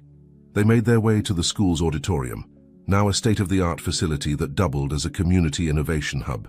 The room was packed with students, teachers, community members, and even a few journalists. At the center of the stage stood a veiled object, the focus of today's gathering. As Marcus took his seat in the front row, he saw familiar faces all around him. Richard, looking distinguished in his retirement. Lily, taking a rare day away from her CEO duties to be here. Even Elizabeth Thornton, the once skeptical board member who had become one of their staunchest allies. Principal Hoffman, now in his final year before retirement, took the stage. "Good morning, everyone," he began, his voice carrying easily through the advanced sound system. "We're gathered here today to unveil a very special addition to our school, one that honors a man who changed not just Glendale Elementary, but our entire community and beyond." He gestured to the veiled object. "But before we do that, I'd like to invite the man himself to say a few words." Ladies and gentlemen, Mr. Marcus Reinhardt. The applause was thunderous as Marcus made his way to the stage. As he looked out at the sea of faces, he felt overwhelmed by the journey that had brought him to this moment. "Thank you," he began, his voice steady despite the emotion he felt. "You know, when I first came to Glendale Elementary all those years ago, I thought I was here to help. What I didn't realize was how much this community would end up helping me." Marcus went on to speak about the early days of their initiatives, the challenges they had faced, and the incredible transformations they had witnessed. He spoke of Lily's journey from a struggling student to a global tech leader, of the countless innovations that had emerged from their community programs, of the ripple effects that had spread far beyond Glendale. "But what I'm most proud of," he continued, his voice growing passionate, "is not the technologies we've developed or the profits we've made. It's the change we've seen in how people think about the role of business in society. We've shown that compassion and capitalism can not only coexist, but thrive together." As Marcus concluded his speech, he turned to the veiled object. "And now it gives me great pleasure to unveil the newest addition to Glendale Elementary, a symbol of our ongoing commitment to this community and to the principles of compassionate capitalism." With a nod from Principal Hoffman, Marcus pulled away the veil. There, gleaming in the spotlight, stood a sleek interactive kiosk. Its screen came to life, displaying a timeline of the school's transformation and the global impact of the Reinhardt initiatives. "This kiosk," Marcus explained, "is connected to a network of similar installations in schools and community centers around the world. It will allow our students to collaborate on projects with peers across the globe, to share ideas and innovations, and to continue pushing the boundaries of what's possible when we work together." The audience erupted in applause and cheers. As Marcus stepped back, he saw tears in the eyes of many, tears of joy, of pride, of hope for the future. The rest of the ceremony was a blur of demonstrations, speeches, and heartfelt thank yous.